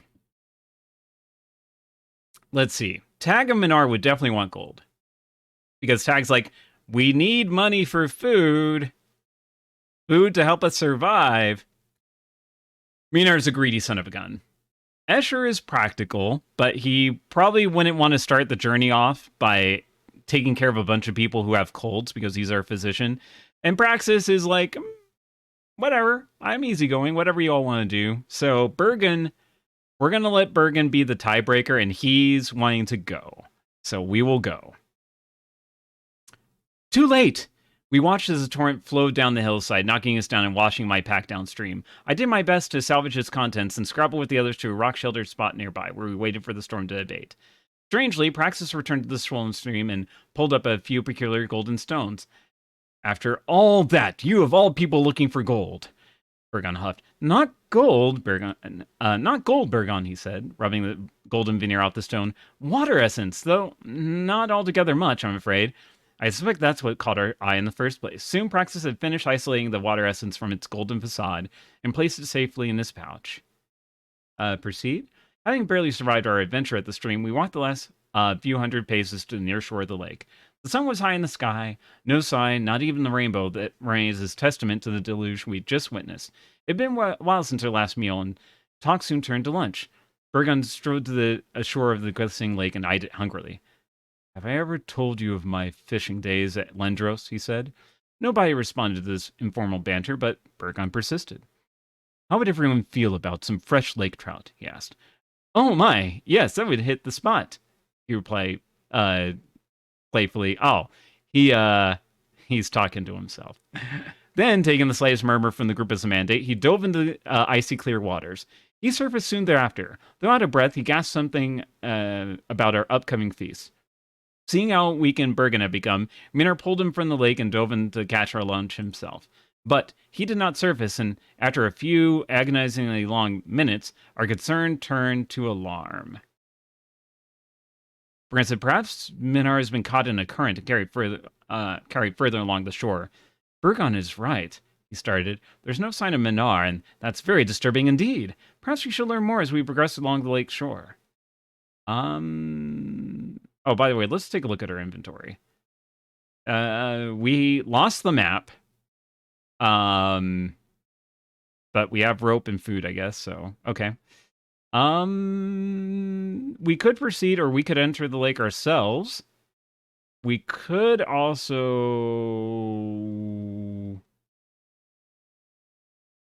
I don't think any of those spells will help. Escher, go scout. Frantically, Escher scouted the area along the shore looking for any sign of Minar. He returned frustrated, having found no sign of our missing friend. With a sense of urgency, I jumped into the cold waters and dove vertically down along a vast rock wall which stretched out of sight beneath me. But whereas the wall bounded my movements on one side, the vastness of the lake stretched out before me on the other, clear and still, and there was no sign of Minar. Dive! Mustering my remaining strength, I dove further along the rock wall. Almost out of air, I caught sight of the wall's bottom some 50 or more feet below me. He could not have gone this way, I said to myself. There's not a person alive strong enough. And yet, gazing into the expanse of the lake before me, I could hardly imagine where else he could have gone without leaving the slightest trace. The water here, 30 feet or so below the surface, was strangely warm and comforting, but some inner alarm awakened me to my danger. It would be madness to go further, so I ascended to the surface. All right, let's proceed onward. Having little alternative, we packed up our things and moved along the shore, coming to a narrow cave from which a warm spring emptied into the lake. Escher will scout. Escher went ahead, but returned before long, telling us that the cave was too dark to explore without additional light. Well, we have Blair. Praxis raised his arm before him, and from his crooked forefinger shot a small ball of fire, disappearing into the air before him. Unfortunately, there was no response and nothing new was revealed. Oh. I think I have to do this first. Following the side of the warm spring into the cave, we passed through caverns whose water-polished walls gave testimony to the torrents that flowed through these chambers many long years ago. We were now far enough into the cave that the available light was fading quickly. It'd be far too dangerous to proceed any further. Let's glow. Glow on staff. Praxis now withdrew some earth and fire essences and cast them at his staff, causing it to glow with a brilliant red light. A good thing we found some fire essence, Praxis said. I only hope I didn't use too much. Some wizard, replied Escher. Heaven help us. Anything we can examine? Nope. All right, let's proceed.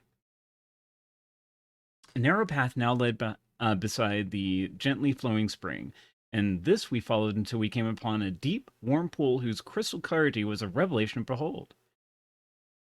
Let's get advice. Bergon stood a long while in thought, then asked for advice. When none spoke, I made a rare suggestion of my own. I'm happy to have a look underwater if you think it would help, I said. Praxis said nothing. He turned toward the pool and stared. What do you see in the pool? Each of us was mesmerized by this lovely pool, whose depth appeared infinite. Praxis picked up a rock lying nearby and tossed it into the water. We watched it as it fell, and when it finally disappeared from sight, we were watching still. All right. Escher tried to find another path through the cave, but failed. This is as far as it goes, he says. All right, I'll enter the pool. It was a consensus that we search the depths of the pool in search of whatever lay below. I volunteered, giving my pack to Praxis for safekeeping. Then, taking a deep breath, oh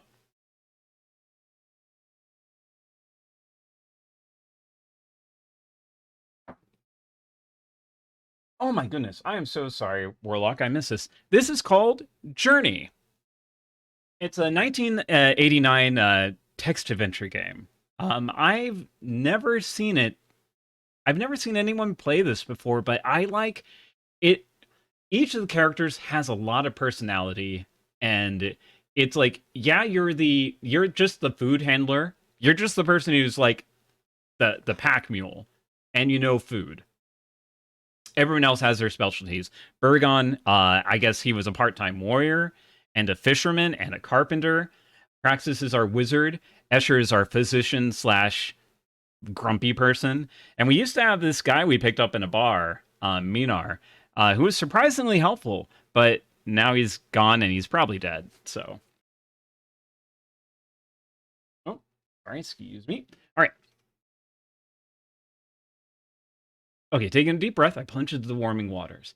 I descended along the rock formations which bounded the pool, admiring the flowing forms that the water had created through the long ages. And then a knot formed in my stomach, for the walls surrounding me were now smooth, like polished glass. I shuddered, thinking of what might lie beyond. Just about reached the limit of my descent when I came to the end of the tube as it opened out into what I could only imagine was the greater part of the lake. I had to think fast. No matter which choice I made, I would have to surface at once.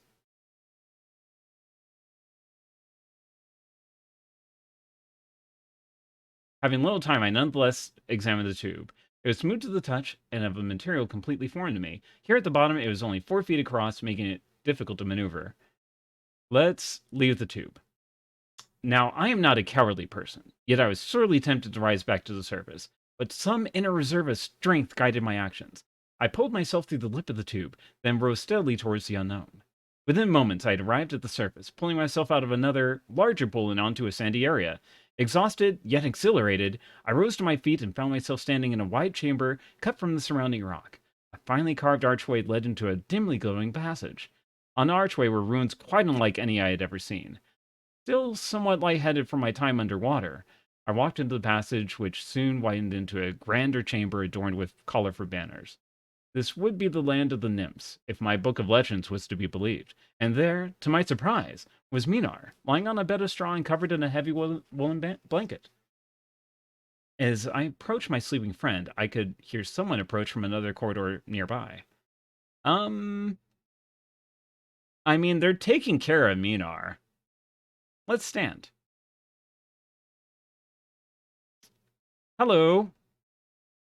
As I approached my sleeping friend, I could hear someone. Oh, yeah. I stood there as a strange creature entered the chamber, and I cannot honestly say which of us was more surprised. But a moment later, it spoke with a utterly foreign accent and a hint of what I could only call nervousness. Your friend is quite ill, it said. It would be best for you to wait by his side until I return. Do not touch or examine him. He clings perilously to life. And with that, the creature left the chamber. Let us examine Minar. At first, Minar appeared unnaturally still, perhaps dead, but the blanket which covered him heaved slowly with his breath, and for this I was greatly relieved. As I knelt beside him, my foot inadvertently caught the end of the blanket and pulled it to the floor. Minar was not only unconscious, but his feet and hands had been tightly bound. Fortunately, it was a simple matter to remove his bonds. Bringing him back to consciousness would be another thing entirely, and it was likely that the creature that bound him would return before long. But this problem was soon solved of itself, for Minar slowly started to wake. He was too weak to be moved, so I calmed him with the best I could by urging him to rest. Pick up the torch. I tried to take one of the torches, but failed. They were too firmly attached. Hey, Tiger. I'm doing okay. How are you doing? Let's take... I don't want to leave Minar, but we'll wait just a little bit. I did as the creature asked, but this was a tragic mistake. Within minutes, a group of armed creatures turned the corner and, catching sight of me, let out a horrific scream and raced in my direction. Having no other choice, I sprinted back to the pool and dove in, eventually making my way back to our party. After retelling the story of my adventures, we left the cave, returning to the shore of the lake. I guess, Minar's lost now. Praxis, now in a garrulous mood, told the tale of the nymphs. Long ago, at the beginning of things, it's said that the nymphs took to the waters, becoming, well, fish-like, able to remain submerged for extended periods, swimming silent and deep, hunting for their meals in the great lakes and the oceans of the world. Any remain today is indeed a surprise. Excuse me. Though perhaps not a happy one. It would appear that they are less than friendly now, but who's to judge in these difficult times? I guess we move on. I'm afraid we have no alternative, Bergon said. We have to go on without Minar. We left the lake, climbing out of the valley and into the northeastern hills. Following a narrow path, we marched until, late in the afternoon, the path climbed steeply up a high ridge. We arrived as dusk approached and stood in awe of the world that surrounded us. Looking back, we could follow the long canyon path to the horizon where I imagined I could see the fork just beyond Lavos. But the view ahead filled us with astonishment, for a vast forest stretched out before us. Thick with pine, fir, and redwood. Beyond the forest, a wide river flowed from the north, disappearing into deep canyons to the south. And beyond the forest, the Sunrise Mountain, its jagged peak towering high above the surrounding mountains. Magnificent, Praxis said. We stand before the old forest. I've heard many a tale of the old forest, I said with a smile, reminiscing of the fanciful tales oft told about the forest. I too have heard tales, Praxis replied gravely, but judging by the comical look on your face, I suspect we've not heard the same ones. It was now dark, and after a hearty meal, we slept. I dreamed of the forest that night, of brightly colored birds, and of the beautiful wood elves from the stories of my childhood. The next day, we rose with the sun. The morning was still and hazy, and we started towards the forest with great eagerness.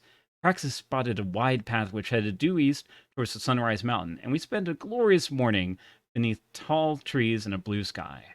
Around midday, we came to a small clearing where we decided to stop for lunch. The warm afternoon air lifted our hearts, and we were soon marching eastward again through the towering forest. Before long, we came upon the shore of a great river. We're nearly there, Praxis said, gazing ahead at the Sunset Mountain and the mysterious tower that stood precariously atop it.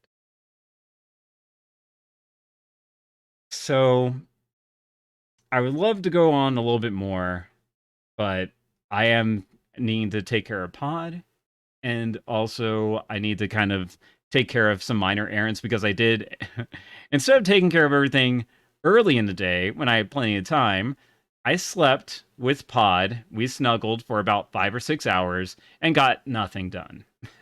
So, unfortunately, I do have to go. I hope that you enjoyed this little bit of journey, though. You're pretty good, mostly working and lurking now. Calls have quieted down, so enjoying some Twitch. Awesome. I'm sorry that I can't stay longer, but we are going to be raiding someone. Someone pretty fun.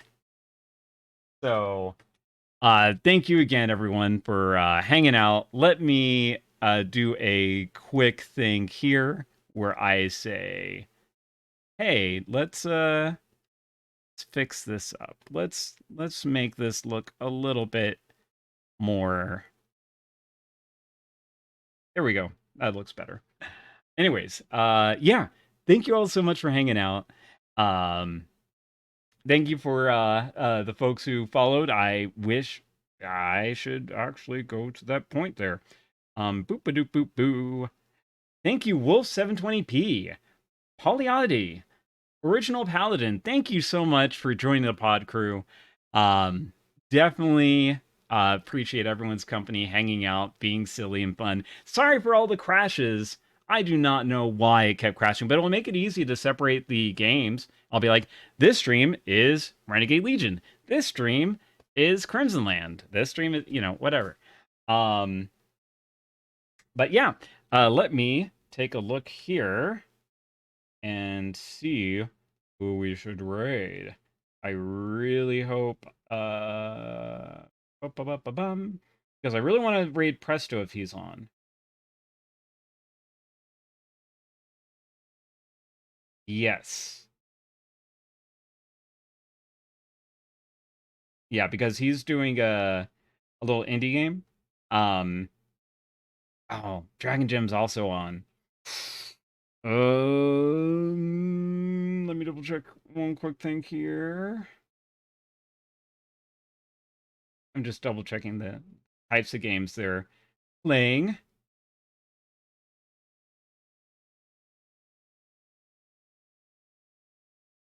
Ooh. So Dragon Gem is playing Machinica Museum. That looks pretty interesting, actually. Yeah, definitely some tough choices. So I mean, I'm going to be lurking in both, but I will go ahead and give a shout out to Presto, so you can follow him if you like.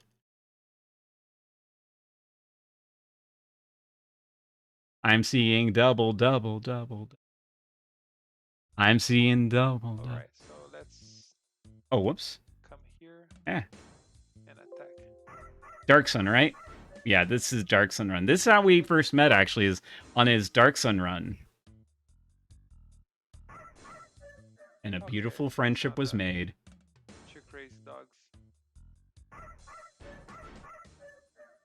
Man, Karen, she's a half giant. She's so powerful. Yeah, Dark Sun characters are so crazy beefy. Anyways, yeah, we're gonna go ahead and raid into Dragon Gem.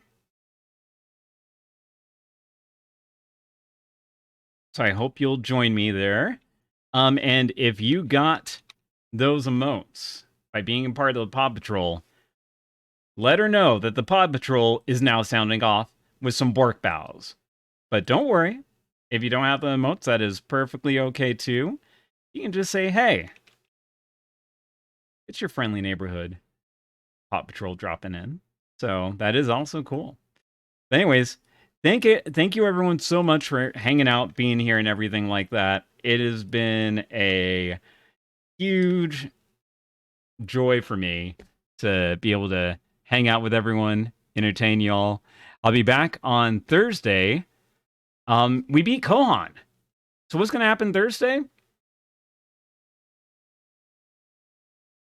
I don't know. Usually that's my toss-up day, so... but honestly, if you want, you can find out in my Discord. I was going to try to be sneaky, but yeah. You can join that, and I have a weekly schedule thing that I'm doing there. So anyways, everyone take care. Have a good day, night, journey, wherever you're at, and I will see you all next time on other streams and stuff like that. All right, let's go raid. Bye-bye, Souls.